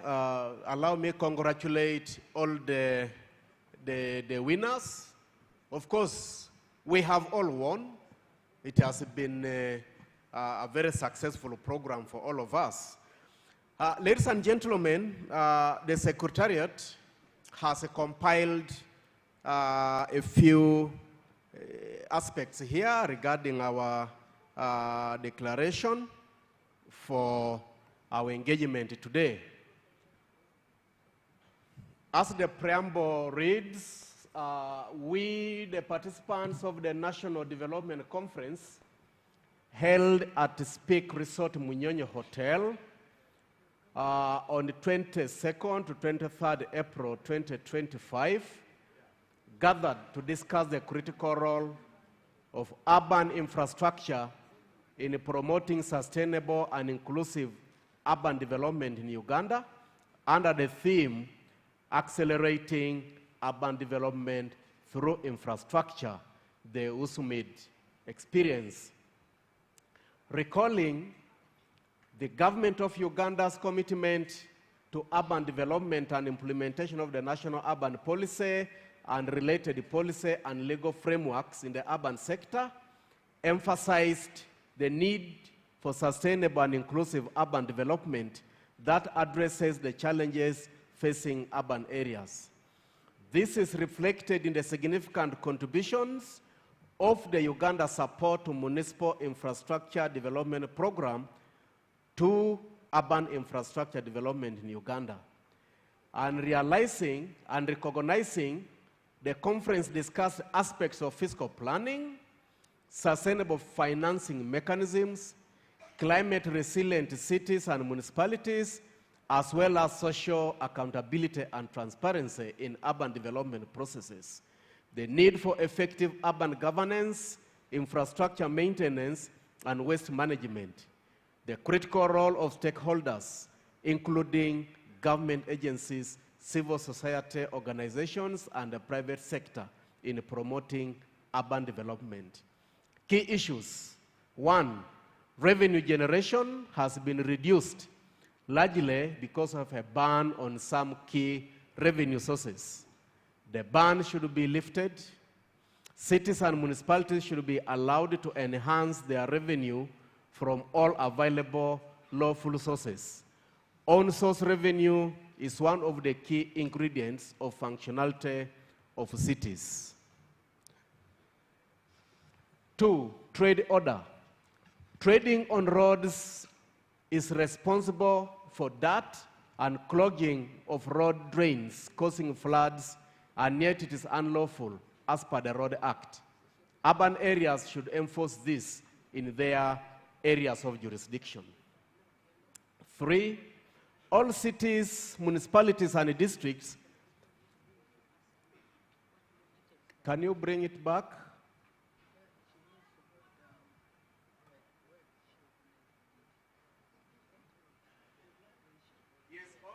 All cities and districts must prepare climate action change plans. Then 4, waste management must be raised in priority as a major concern in all local governments. 5, poor operation and maintenance of infrastructure remains a major risk to sustainability.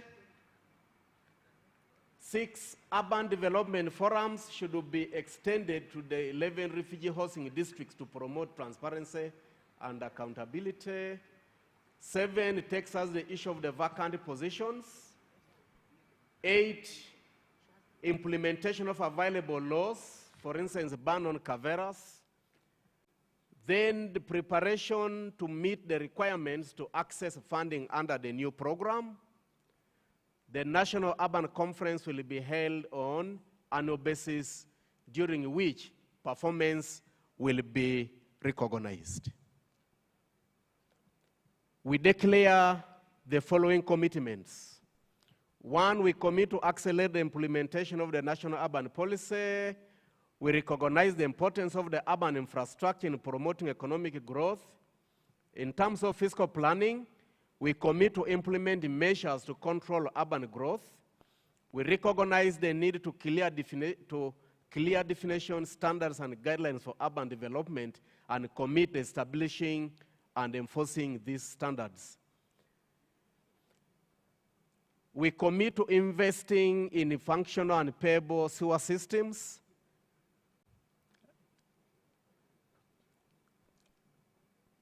In terms of sustainable financing, we commit to exploring alternative financing options. 2, we recognize the need for increased financial autonomy for cities and municipalities. In terms of climate resilience, ladies and gentlemen, in climate resilience and environment safeguards, the aspect of action plans, I think, is enough. Let's go to social accountability. We commit to institutionalizing community engagement and participation in urban development planning and ensuring inclusive decision-making, while we recognize the importance of social accountability and transparency and commit to implementing the robust anti-corruption measures. Now, in terms of follow-up of the implementation, We recognize the need for effective monitoring and evaluation and commit to establishing mechanisms to track progress. The call on action is there. In conclusion, we, the participants of the National Urban Development Conference, affirm our collective commitment to realizing sustainable and inclusive urban development through infrastructure development in Uganda. Ladies and gentlemen, those are some of the aspects captured. The Secretariat will clean this up, and we see how to get the mayors, especially, sign these commitments and declaration for today. Thank you, thank you, thank you very much for your kind attention.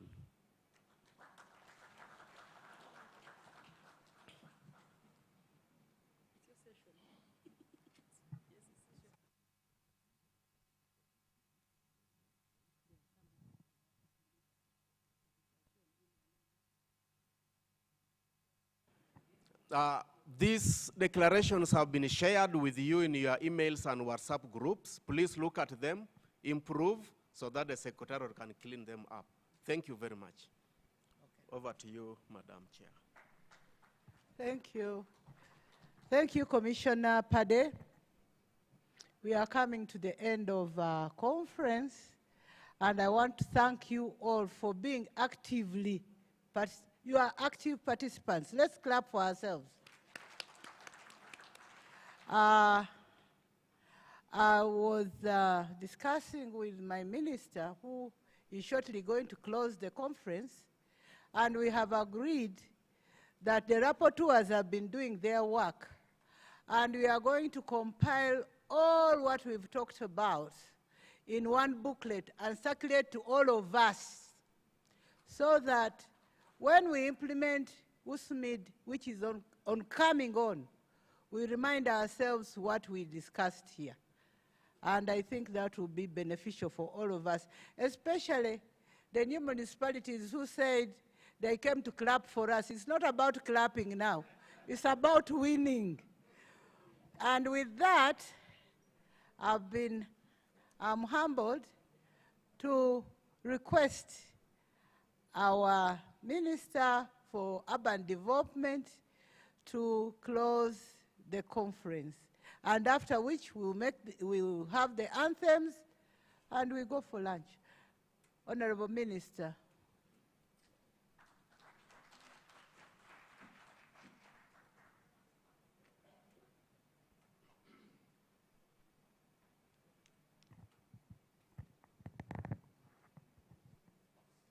Thank you, PS. My colleague, the Honorable Minister of State for Local Government, the Permanent Secretary, the Undersecretary, the Ministry for Kampala, the Lord Mayors, the Mayors, the LC5 chairpersons, the city clerks, the chief administrative officers,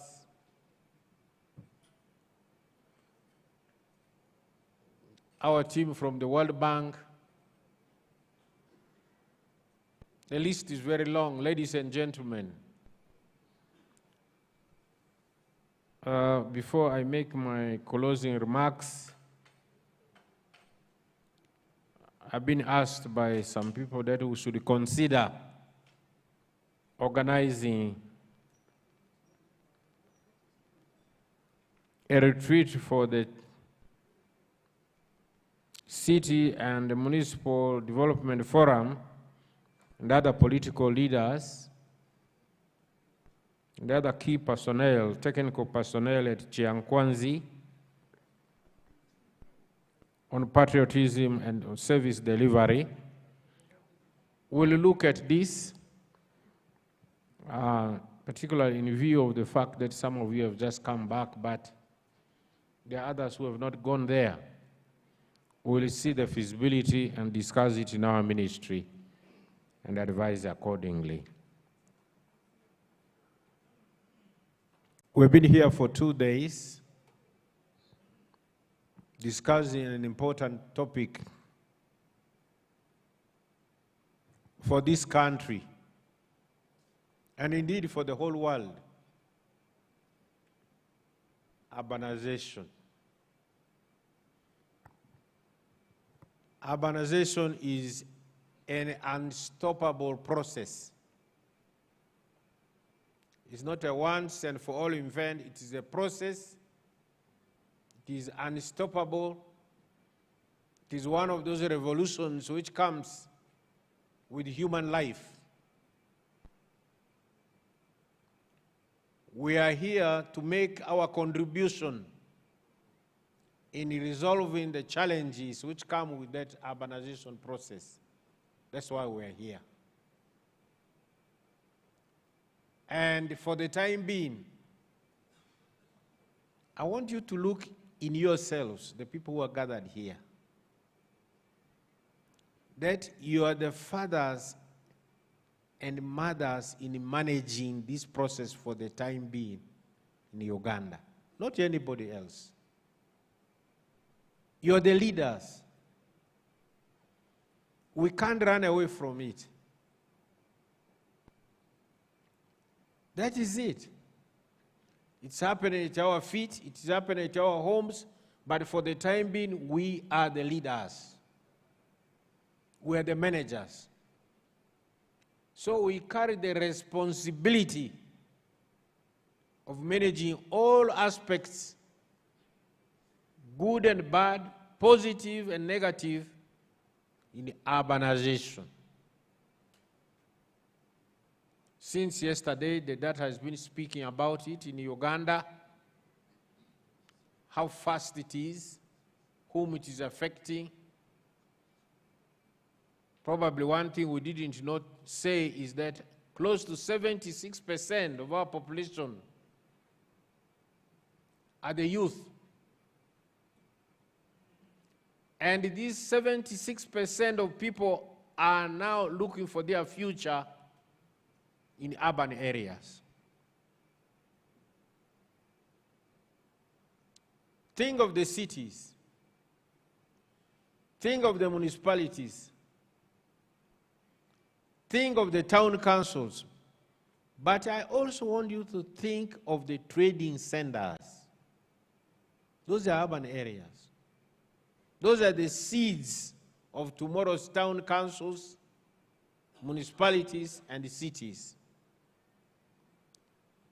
They are the easiest seeds to manage, where we can capture the elements at the infancy, when it is still new, and you can mold it to grow in the child that we want tomorrow to be called a municipality, to be a city. And you are the fathers and mothers of that. It's not President Museveni. And to a certain extent, it is not even in Kampala. It is happening where you are. That is the enormity of the responsibility that you carry. I'm happy many of you are doing it very well. I said it is a process. I don't expect that you would manage it at once. Under USMID, in spite of some people getting awards and others not getting awards, I want to say you have generally done very well.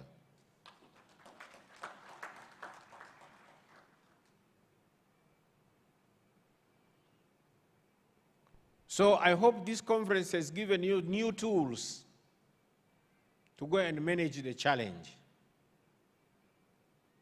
What is required now after this is action. Somebody said it there. Knowledge is about action. We must go into action and do action. And the action was summarized. I want to quote from two things only, two simple things. One of them was said here yesterday. One of our lecturers from Makerere, who is in the forum, development forum, said he saw two girls at the campus walking in front of him. They could have been boys. But he saw two girls. And as girls, you obviously know what they were talking about. As they were drinking that bottle of water, one of them. One was drinking a bottle of water. And when the bottle of water was finished, she threw the bottle down. And the other one said, "Why have you thrown it here?" Mark the answer. Somebody will pick it. In other words, it was not her responsibility. She had finished. And if the lecturer or the other girl had asked the girl who had thrown that bottle down to pick it back, I'm sure she would have picked it with some two fingers like this. She would have done it like this. Why? Because at that point, when she threw it down between her finger and the ground, it became a waste. It became dirty. That's why she would now pick it like that. And it was no longer her responsibility. When we go back, we should change our attitude and say it is our responsibility. Don't think like that lady who said, "It's no longer my responsibility, somebody else will pick it." Let each one of us go and pick. And what I want all of us to pick is action. The second example, I want to borrow it from a book written by President Yoweri Kaguta Museveni. Rather, Mr. Museveni, Mr. Yoweri Kaguta Museveni. Or even count the word Mr. Just to say Yoweri Kaguta Museveni. The mustard seed. Look at that title. Don't even read in the book. But look at the mustard seed. The mustard seed will grow into a very big tree. But when you look at the seed, it is so small that you would think it is nothing. But when you plant it down and it germinates, it grows into a huge tree on which the birds will come and settle and sing their songs. The mustard seed. Your mustard seed in fighting the challenges associated with the urbanization is the little action you will take. Don't underrate it. That small action you will take, whether you're a mayor, whether you're a town clerk, whatever it is, that one step will multiply into the big mustard tree. So that's what I'm asking you. Don't underrate your action. Go and do it. Just like in the case of the mustard seed of President Museveni. When you read that book, he said in 1960s, he started to think and to act to be a president. And he became one. So we can manage urbanization and the challenges if we all commit ourselves and see what we do as a seed that must grow up.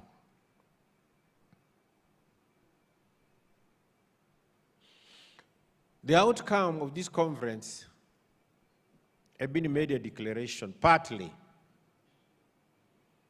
Secretariat, I'm not satisfied with that declaration. you will compile it, you will do a better documentation, a very good documentation online. And for those of us who are not yet online compliant, have some hard copies for record, for posterity, to say that we gathered here for 2 days, we spent public money thinking about urbanization and how to manage it in Uganda. And we must do that documentation, bring out the practical points that the colleagues have raised, very many good points which were raised, bring them out, what can be done by each of these people so that when they go and reflect on it, they're able to apply it in their region, in their districts, so that we can make Uganda a better urbanized area. So I want to promise, as a minister responsible, that my colleagues, the Secretariat, have understood this. They are definitely at point X going to reach you with better documents so that you have it as a go home. Finally, I want to thank all of you for coming. Without you, there wouldn't be a conference. Just like in the Bible, there was this king who, this man who cooked, and people were not coming. So the man sent people on the road to go and drag people. But thank God, we didn't have to drag you. 2 good days you are here. Let me start with the World Bank team. These 2 people, you the leaders from the districts, from the cities, from wherever you are, these 2 people are our best allies.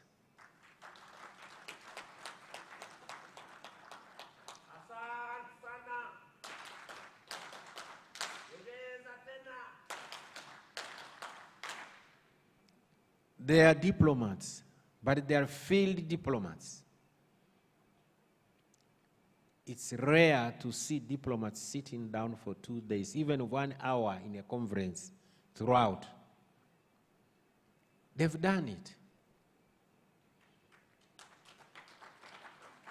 I can understand that the empty chairs are because the ones who were sitting on them yesterday are so busy. There are Ugandans who are so busy that they found time not to be here today. I can understand. But look at these people at the World Bank. They are here.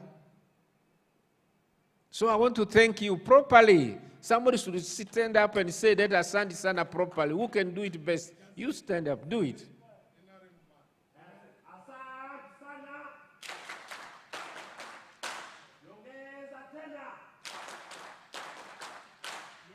Thank you very much.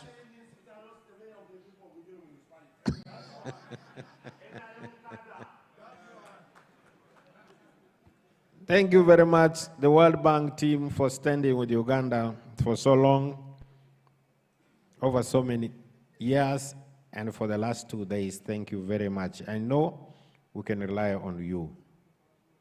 Of course, you, the teams from the cities, the municipalities, and the districts, you are great.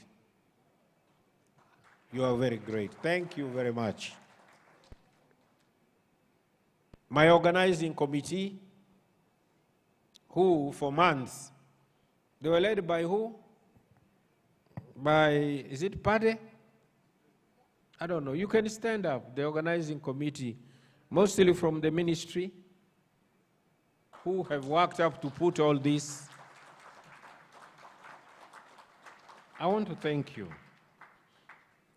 And somewhere even people like, today is not here, Mabala. Mabala constituted himself and he was one of those who were throughout with us. We thank them. And of course, PS, your wonderful team in the ministry. You've always been there. So we thank you. for 2 days, we believe is a good conference for a beginning. It's the first of its kind. We shall do better next time. Let the gods that brought you guide you back safely where you came from. Till we meet again, for God and my country.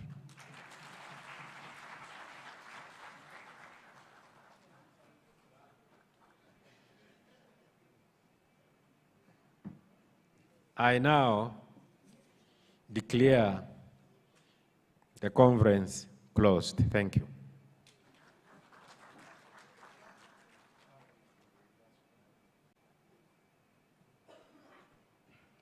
Can we have the anthems in reverse order?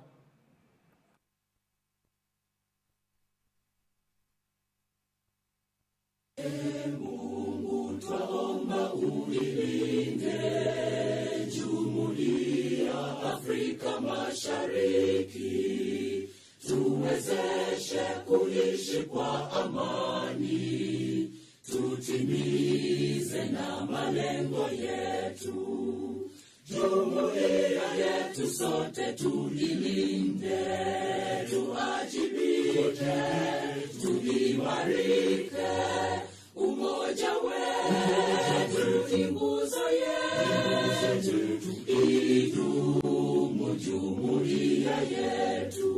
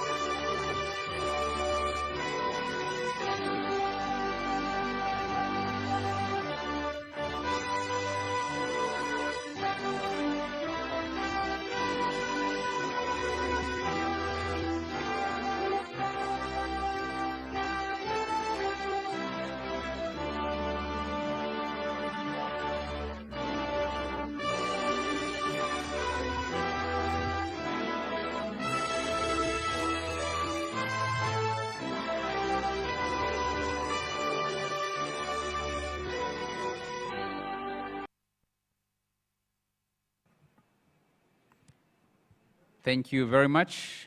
Thank you very much, the Honorable Minister. Thank you very much, the Honorable Minister of State for Local Government. Thank you very much to the Permanent Secretary.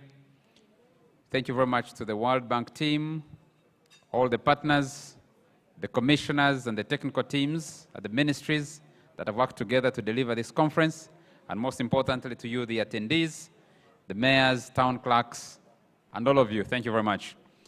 You've all been given coupons for lunch. So lunch is available. Please have lunch. And then the technical teams from the ministry will be reaching out to you for your transport facilitation to go back. If you haven't received a bag, I know the minister